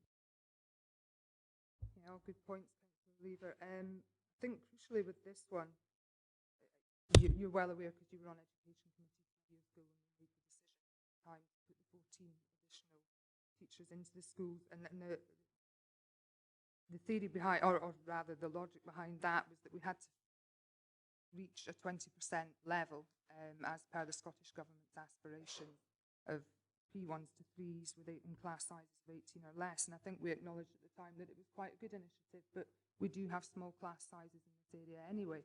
Now, as you know, we're 2 years on, we did target areas of deprivation, and that was the decision of the committee at the time, because that was probably the best way we felt at the time to reach that 20% target. I think that, in my view, it was never to be a long-term sort of measure, and was always under review from the Scottish Government anyway, and their class size targets. But I think most crucially, because we're now rolling out the GIRFEC agenda and other early interventions and other initiatives within schools, which are, particularly in our policy development documents, which are looking at having a much greater equity across the region, not just postcode, but actually targeting the individual pupil. By removing these 14 teachers, or 14 full-time equivalent posts, it's not going to be particularly at the detriment, or the 7. Yeah, this is draft, you know, we haven't finalised our budget yet. It's not particularly at the detriment of those particular classes in the sense that that teacher provision could be removed at any time, because the deprivation scale changes annually. So, yeah, maybe it was never the best way of getting that intervention into the schools and getting the class sizes down, when they could change from year to year. So you could have an additional teacher in Schuken, for instance, and if that particular school moves on the deprivation scale, they could have that teacher taken away anyway. So I think there's possibly better ways of targeting sort of individual need of pupils and specific needs of pupils on a regional basis, to make sure that every kid is getting the support they need, regardless of postcode or deprivation or geography. And that was why I was fairly comfortable with this one coming in, bearing in mind that those people weren't in place 2 years ago. I'll let the deputy leader, the vice chair, speak on. I know I upgraded you there. Speak on the Scottish Government, but the bottom line is that we have very small class sizes across the region anyway. We're sitting at 21.5, which is well in line with Scottish Government policy, and this will not have a detrimental impact on that either. It is a sad one, yes, I'll agree, but it's one that's there. Just with regard to the settlement and the government position, from memory, it is and has been, I think, for the past 2 years, although I'm happy to be corrected by people who are still at leaders' meetings, etc., that the agreement with government is maintaining teacher numbers in line with pupil numbers. That is to say that it centres on a ratio. I understand that was negotiated in because there are many councils across the country who, even at that time, were having significant difficulties in maintaining teacher numbers in terms of the previously agreed statistical basis in the previous funding settlement agreement. I mean, we sought advice on this. Naturally, last year our ratio improved, where across the rest of the country ratios actually decreased, albeit it was by a very small percentage. On the basis that it did improve, I have to say that this is something that we do look at with a good deal of reluctance. You expect me to say that, but it's nevertheless true, that there was some capacity there, if absolutely necessary, we could remove and still maintain the ratio that would be acceptable to the government in terms of the settlement. Now, given that if you don't observe the settlement, you end up in a very sticky financial position, we naturally sought advice from the CNP. Their advice is that it would be possible for us to take this measure and not jeopardise the overall settlement. Councillor Nicholson and then Councillor Dempster. Thank you. I find it, I'm slightly confused about Councillor Davidson's answer on that. I mean, basically, do you accept that a cut of 7 teachers over and above last year's cuts to reduce teacher numbers in line for will increase that ratio or not? You know, the government settlement teacher pupil ratios should not be increased. I mean, do you accept that, you know, these cuts of 7 teachers will increase that ratio or will it not increase that ratio? I mean, I'm looking at the EIS, I'm sorry, I just got this now as well. The primary removal of staff allowance is based on 7 FTE. Any increase in class size in early years of primary is a clear reversal of Scottish Government policy. Somebody's wrong, somebody's right. And I can ask the Chair as well to actually name the schools that's going to be affected by this proposal.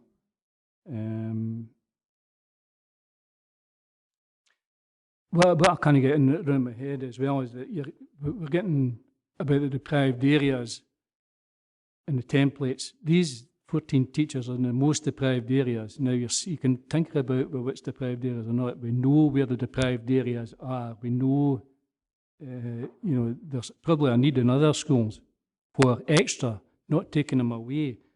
There's an educational evidence that the extra need in these areas.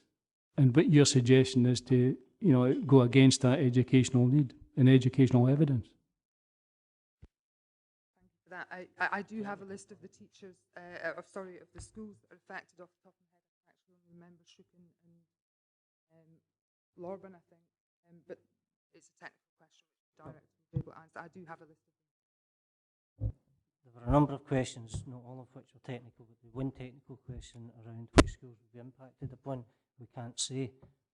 We can say which schools currently enjoy an additional teacher, but that's changed every year because we get new information and that we use to determine that every year. So it's possible to say which 14 schools currently have an additional teacher, but it wouldn't be possible at this stage because we would review that every year in terms of the data that comes in around deprivation, which 14 would have got them next year. So whilst it's not difficult to anticipate that most of the 14 would be the same, it wouldn't be absolutely possible at this stage to see which schools would lose a teacher or half teacher. Come back in, Councillor. Thank you again. What criteria is the administration actually using for that, you know, for the schools likely affected? And he said, no, I'm not asking the director, I'm asking the chair. The director can whisper what he wants and give the answers, but I'm taking it the administration, and through yourself, the chair as the education, actually has the details of this. So, what kind of criteria to choose these schools are you actually going to use? Sorry, I didn't actually catch the last few words of your question. What criteria is administration actually going to use to select these schools that you're going to cut the teachers from?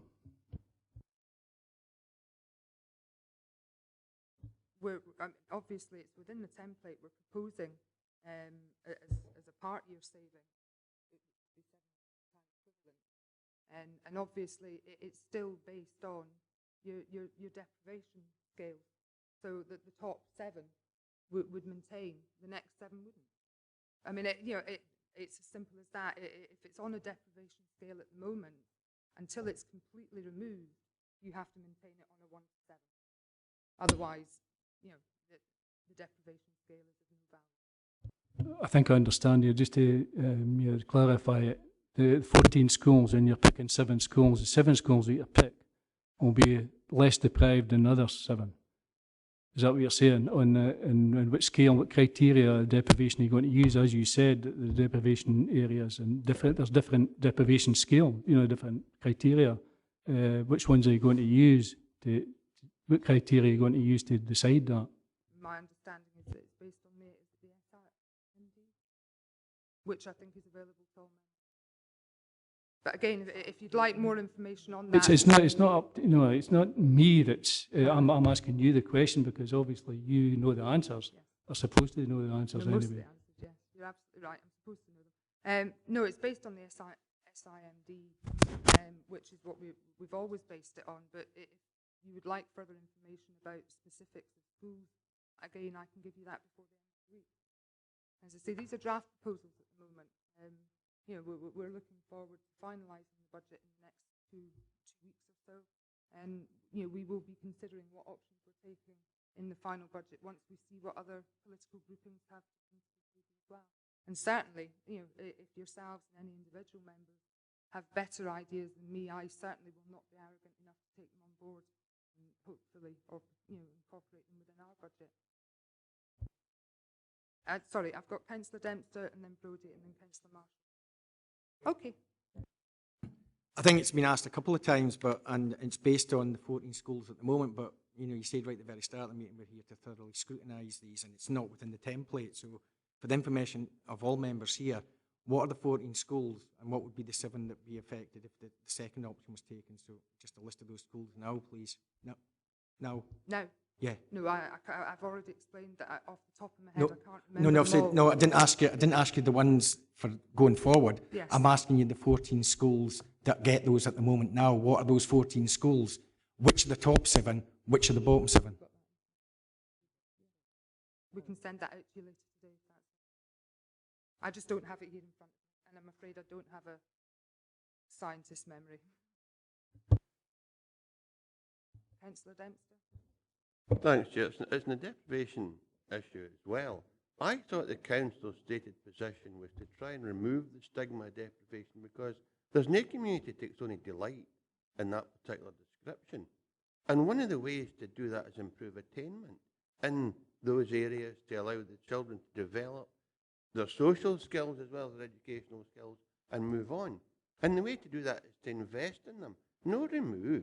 And the very idea it removing teachers would somehow solve a problem, to me seems bizarre. And I just can't come to terms with that. I think it's sad that the administration somehow seem to think that deprivation is irrelevant or doesn't matter and we don't need to address it. And this is one of the issues that should be addressed, and this is a mechanism to address it, to ensure that additional resources are put in these communities to try and remove the stigma and give everybody the chance to develop and progress that some folk are fortunate enough to experience. Councillor Dempster, I couldn't agree with you more. And I have to say that that's one of the reasons that we looked at this as an option, because when it was brought in 2 years ago, at that time, it was to look at the Scottish Government's aspiration of having class sizes of 18 or less. And financially at the time, the best way that we could fund that, or the best way we thought the money could be utilised, was in areas of deprivation. I agree with you. I think the stigma of that in itself is not always useful. And I think 2 years down the line, even I will acknowledge that I'm not sure that was the best way to meet the 20%. I'm not sure that that was a thing we needed to be doing at that time.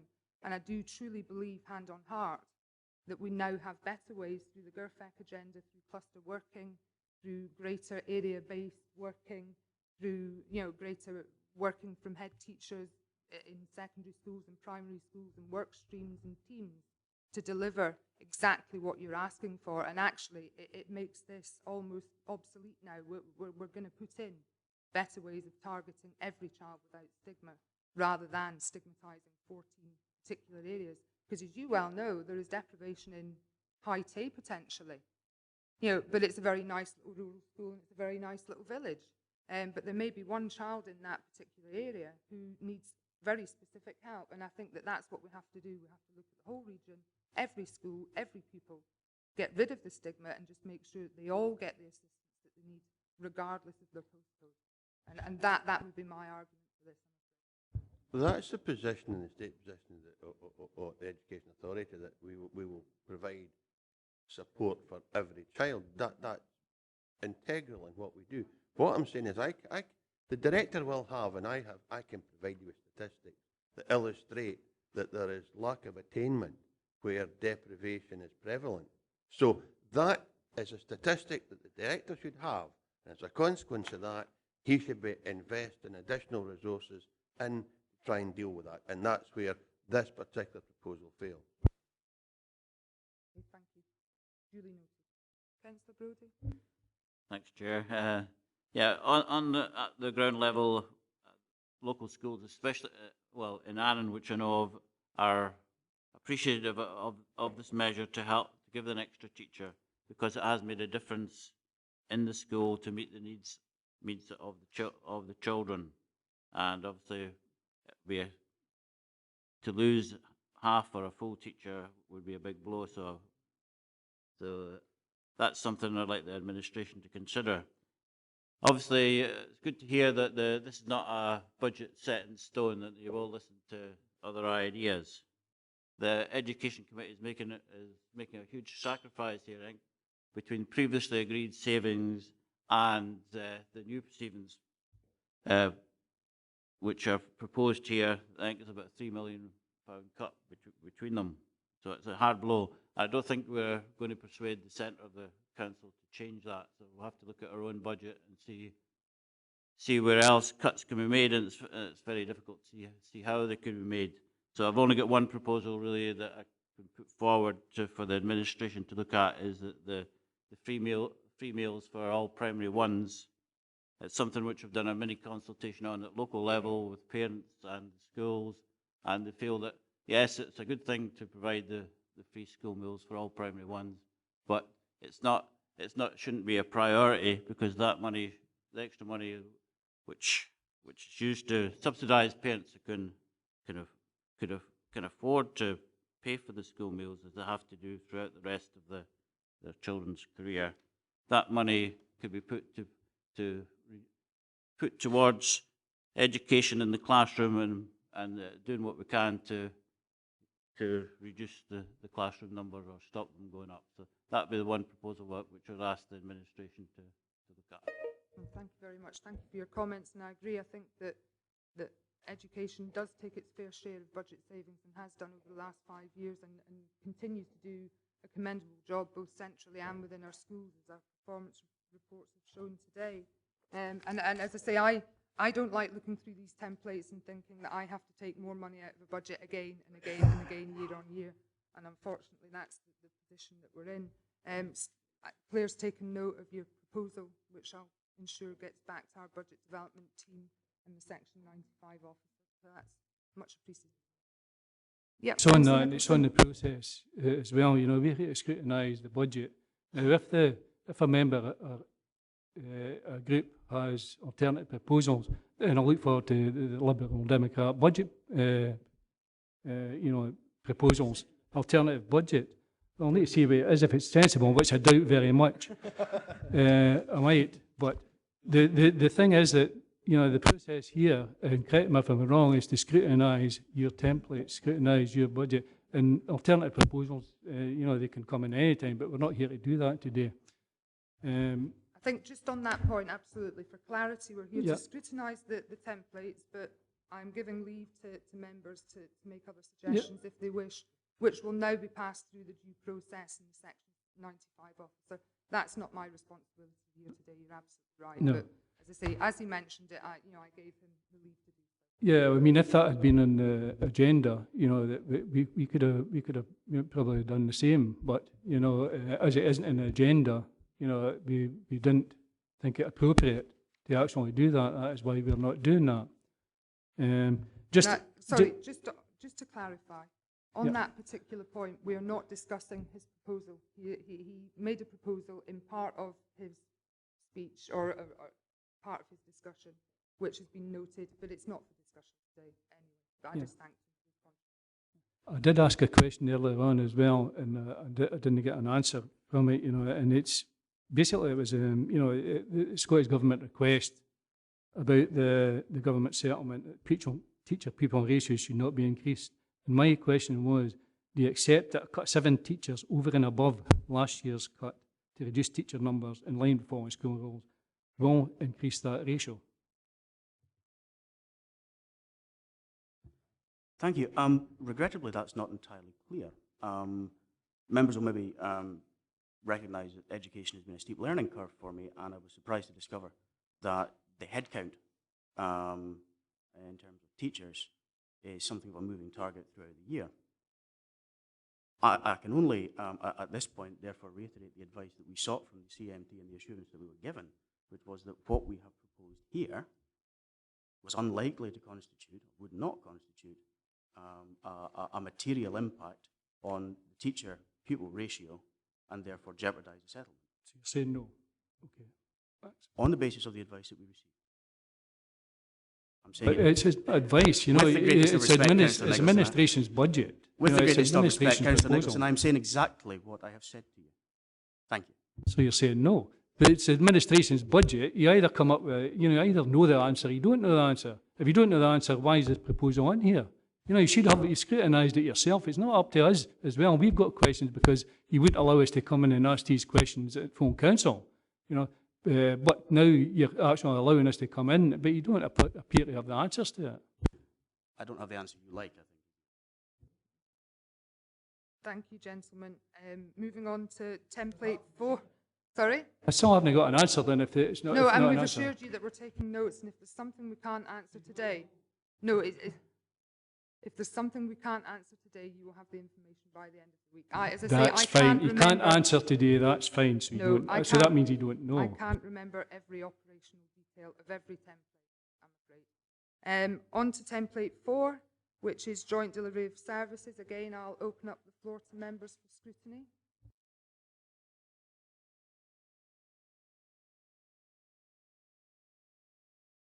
We have no additional questions on template 4.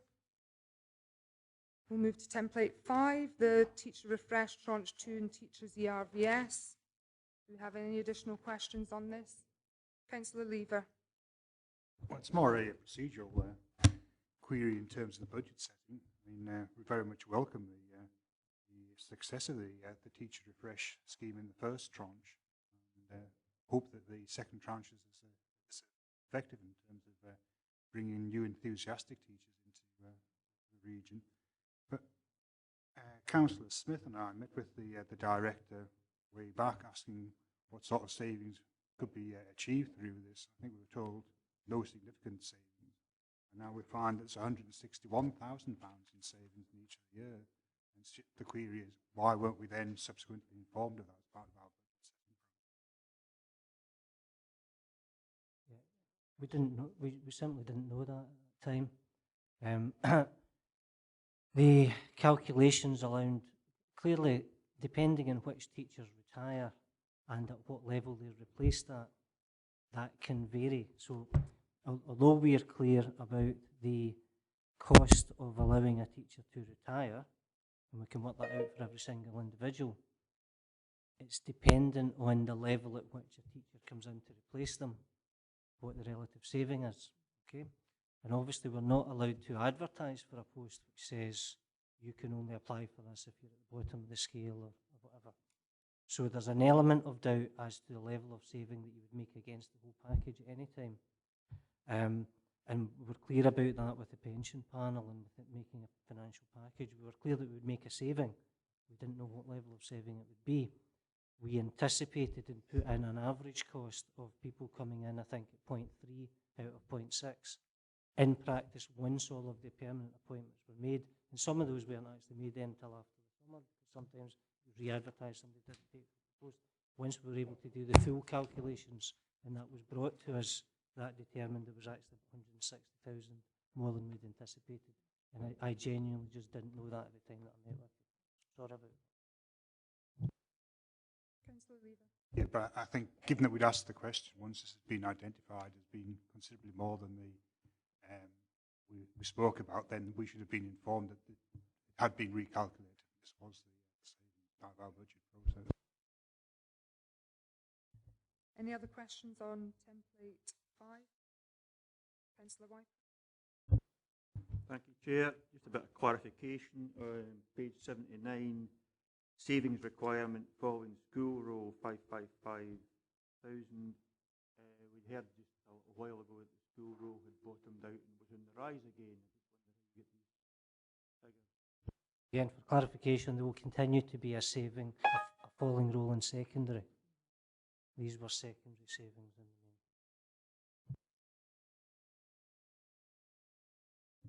Okay, with that, we move on to template 6, ICT infrastructure investment and cross-sectoral training.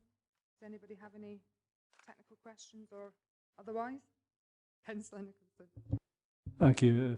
First thing is I'm not quite sure why the savings option IT and quitting CPD training for teachers is on the same template. But however, in the issue IT, what exactly will the timescale now be for replacing PCs if the savings option is made? Chair.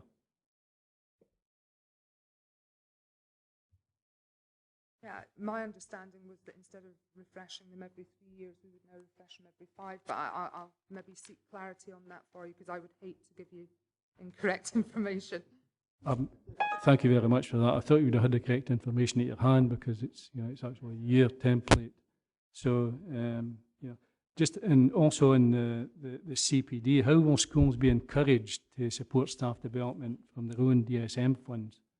How will this be monitored, and what action will be taken if this doesn't happen? Thank you. I think there's a real expectation now that with modern technology, conferencing, video conferencing, an ability to be able to network with the rest of the region, indeed the rest of Scotland, through initiatives like GLOW, that out-of-school training and very specific conferences which have been costly in the past are not just as necessary. I think, again, individuals should be responsible for their own CPD with an overview from their senior managers and the schools.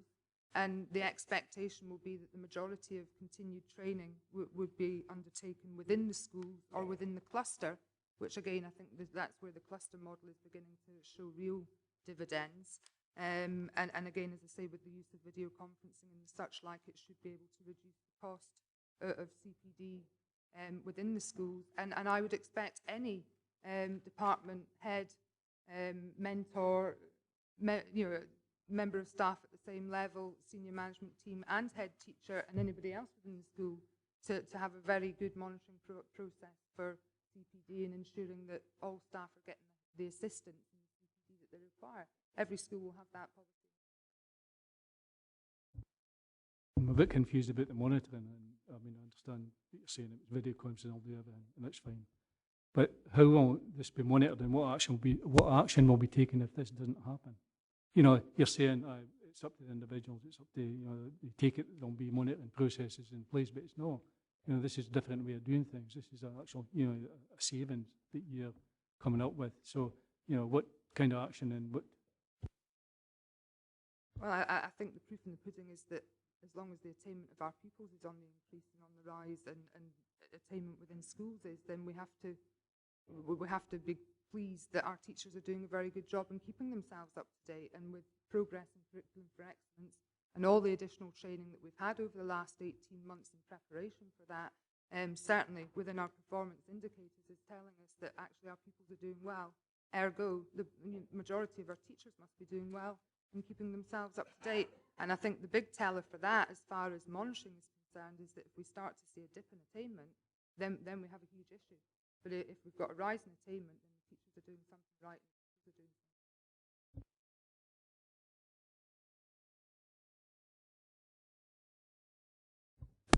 Councillor McKee. This CPD, it's got to be a concern, and I would have thought the number of teachers will be concerned about it. Down at the bottom of page 81, Scottish qualification for headship is a master's level qualification, and you're wanting to stop that. Now, that must surely have an effect on the teachers if they're going for a head teacher post, say outside Dumfries and Galloway. That's maybe a qualification that the other local authorities will be looking for, but it's not a qualification that they can obtain within this area. What sort of cost is there in doing that course through the Scottish qualification group?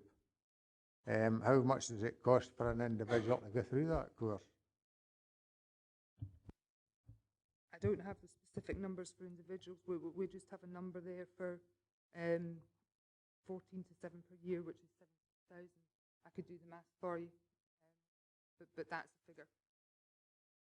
Just break that down through maths to the individual. 17,000 a year for how many teachers? 7. It seems a bit of nitpicking going on there to take what I would have thought would be an important qualification away for a teacher that's looking to improve themselves and hope that they stay within Dumfries and Galloway to give us give the youngsters the benefit of that improvement in their learning or teaching. And I think 17,000 is a bit of nitpicking. Unless what would it cost you're talking about introducing something here ourselves, what would it cost to set that up and run it? That particular one is already up and running. And I think it's got a lot to do with flexibility in the pathway that the teachers take to getting these qualifications. Previously, they would do it in a fairly intensive fashion, again, often out of region, which had heavier costs involved, whereas now they're able to do it in a much more flexible fashion within the authority, with assistance from the authority, maybe over a slightly longer period of time, certainly, but it's actually encouraged more to take it up because there's been that flexibility to do it within region.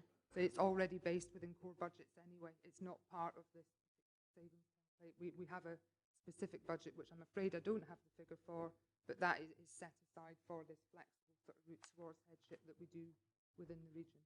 I think my point is, Chair, are they still going to get this master's qualification?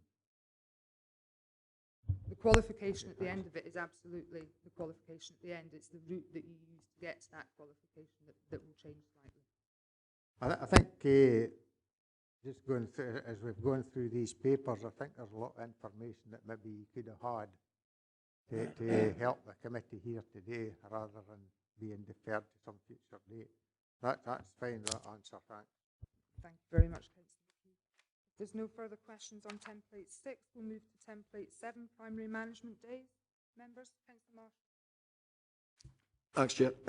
Question for the Director first, really. The Labour Group raised this proposal back in October at the Policy and Resources, and we were told at the time that it was not available for consideration as the cluster review had not been completed yet.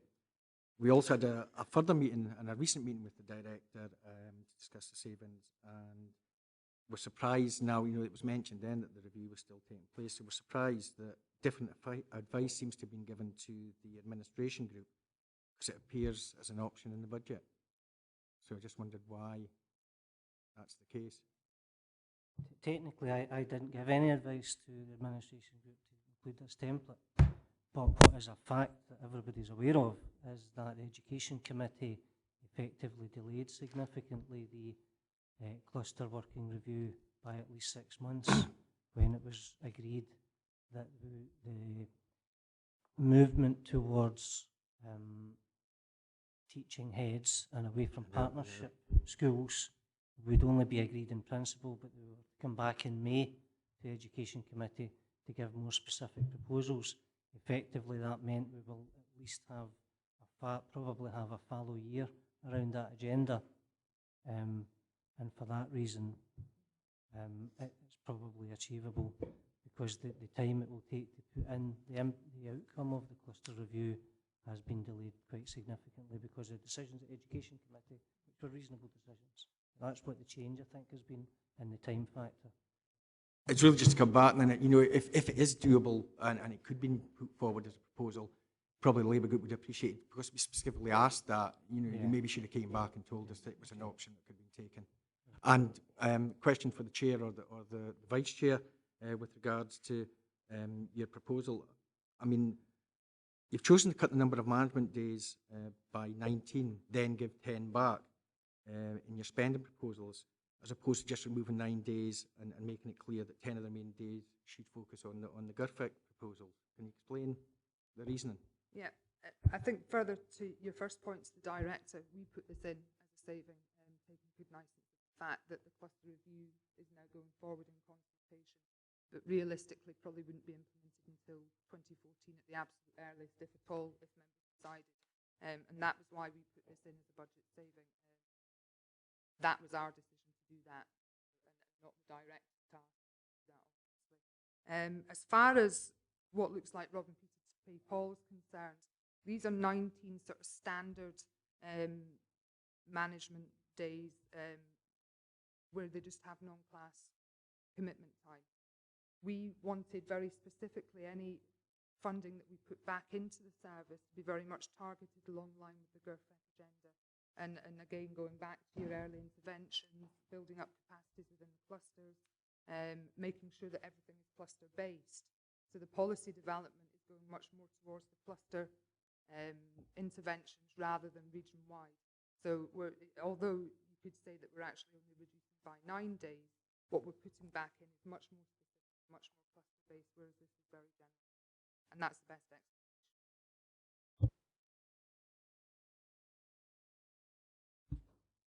Template 8, members?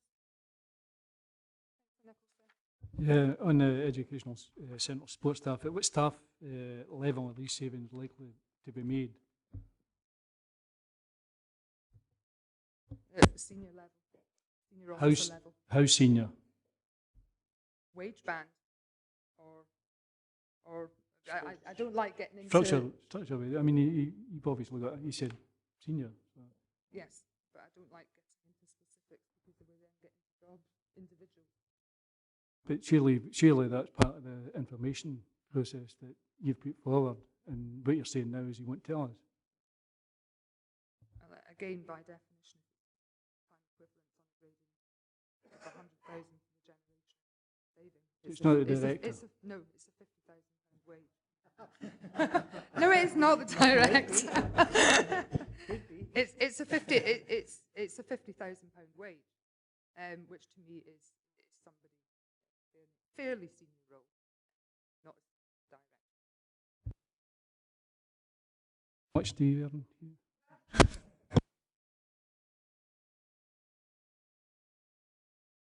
Councillor Lever and Councillor Nakia.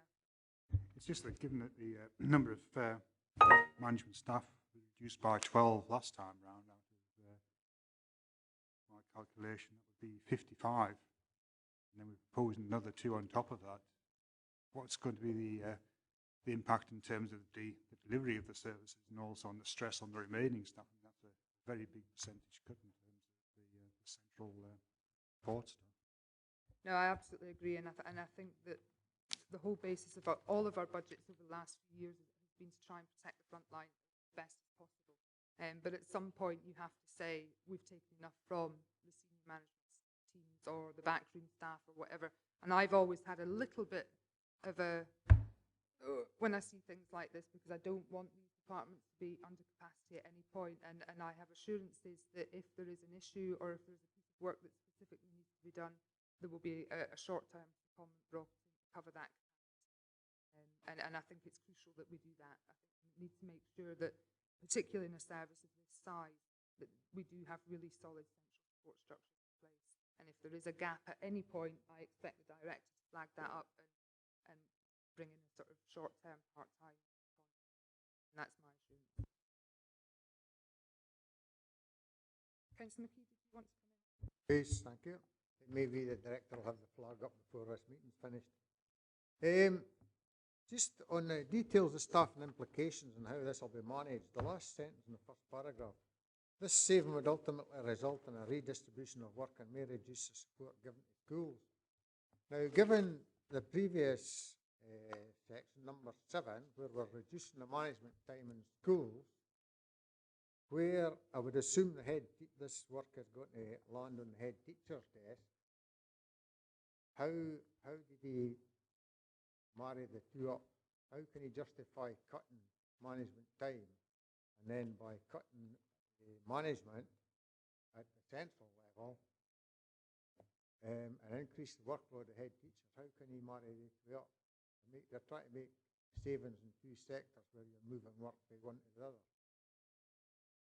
Councillor McKee, can you just refer again specifically to what paragraph you were talking about? I just missed the page number. Sorry, bottom of page 86. Right, yeah. Details and stuff and implications.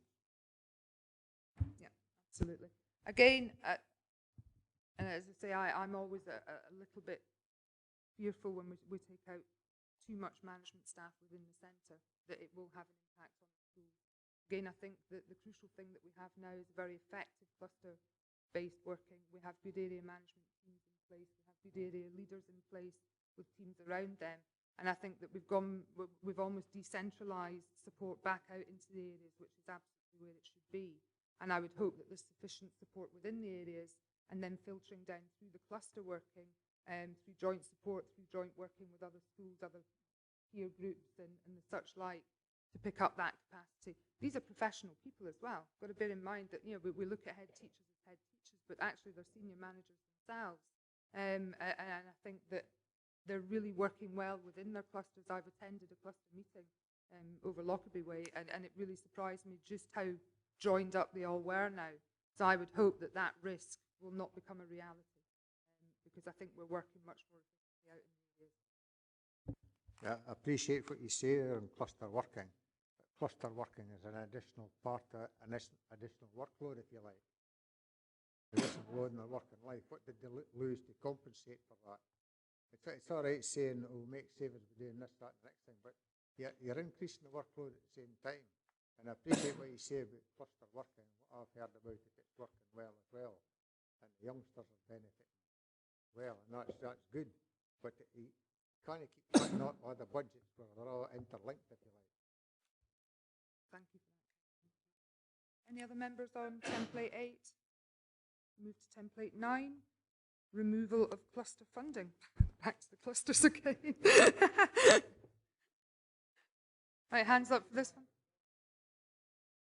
I know. Do members have any questions, or is there sufficient information within the template? No.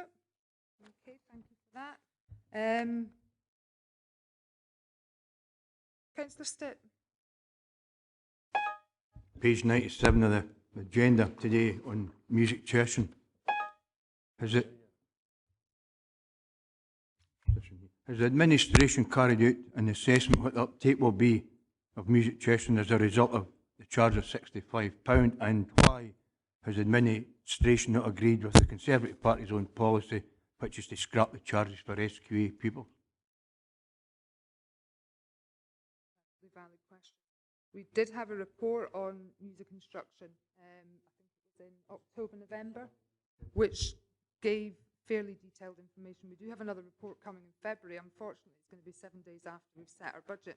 But I think we took real cognizance of the fact that the rate that had the rate that we'd imposed last year had a bit of a detrimental impact. The uptake had reduced. And obviously within our budget we wanted to sort of counterbalance that. Our Vice Chair is asking to speak, so I'll maybe bring him in if he would like to come in. Is that about the SQA? Sorry.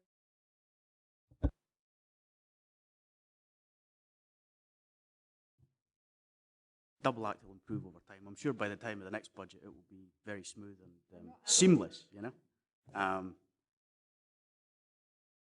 Councillor Stitt will know very well that my argument has been for years that we shouldn't charge for instrumental instruction at all. This is a draft proposal and a starting point. Let's see what happens. While I don't think we can predict the uptake, what I would reflect on is the fact that we saw a 30% decrease in uptake as a result of or as a likely result, I perhaps should say, without wanting to seem too biased, of the introduction of the charges at the level at which they have been set. We cannot possibly predict whether this is sufficient to overturn the 30% decrease. I would hope that it would be sufficient to deliver a material improvement. And of course, members are well aware of my own personal view that if you're not charged for physics tuition, you shouldn't be charged for instrumental instruction either. We'll see what the final budget brings. Any members, any questions on the policy development funding at all? Councillor Nichols? I just find again that's an incredible statement. That was put forward by Councillor Davidson as part of the administration. Now he's saying he doesn't want it. Okay, Councillor Nicholson, let me tell you how this works. We're not ant and deck, by the way. Not yet, anyway. The administration brought forward their draft budget proposals. None of them are set in, all of them, none of them are set in stone. We have offered an open door policy for any member of this council, be it individually or within a political group or otherwise, to come forward and speak to us. And if Councillor Stitt comes to us and says, what about the SQA charging? That is a thing that we will consider in the round, and it's a thing that we will put through the Section 95 officer and consider before we finalise our budget. And I must reinforce that if you have better ideas than me, believe me, I'm not so arrogant as not to take them on board and discuss them with you. And I will leave my door open for the next 2 weeks on that basis. Can I just say in that, I think that's kind of cop out, if you want, if you forgive me about that, because You know, I got an email from the leader a few days ago saying if you want to come along and you want anything included in your budget. Now, we might have an alternative budget, but I find it quite a disgraceful way that the administration actually handled this when you wouldn't actually take any constructive comments at the full council meeting. You just shut the meeting down. So I find it quite, you know, disgraceful actually the way this whole process has been handled. And now you're saying for the public, you're saying, oh, let's have an openness. And when we asked for openness and we asked for constructive dialogue in it, we were shut down. I apologise if you feel that way. I'm quite sure the leader didn't intend for you to feel that way. I think on that particular day, we were giving our draft budget proposals out for people to read and to take some time over reading, so that when we came back to service committees and within the process that was agreed by all members of this council, we would then all be able to either amend our budget with assistance from other members across the council. If other groupings wish to bring forward their own budgets, that's entirely in their gift. If they wish to come to us and try and sort of do a really good council budget, that's entirely in their gift as well. But we're digressing ever so slightly. But just one final thing is, as you've mentioned, the process, I've got to correct you, it wasn't agreed by all members. We had alternative proposals for a process, a more comprehensive process to go through the budget process. So it wasn't agreed by all members of the council. And I think if things do go to vote, whichever decision is made is a council decision, which means that every member is bound by it. Anyway, going back to item 7 of the agenda, members have been asked to scrutinise the details of the elements of the administration budget proposal that relate to education services in line with the agreed budget development process and timetable. And I think we've done a very good job of that, and I thank all members for their contribution and all members for their questions. I have a very extensive load of notes on my left here, which Claire has taken. Please don't ask me to read out my No, notes. I'll have them typed up along with all the other notes taken at service committees and given to all members. Any outstanding questions that did require answers by the end of the week, myself and the Vice Chair will ensure that they are answered as timely as possible. I think there was one that was wanted today. The schools, the 7 and 14 schools. That was one that will have to be by close of play. Councillor Lever, before I close.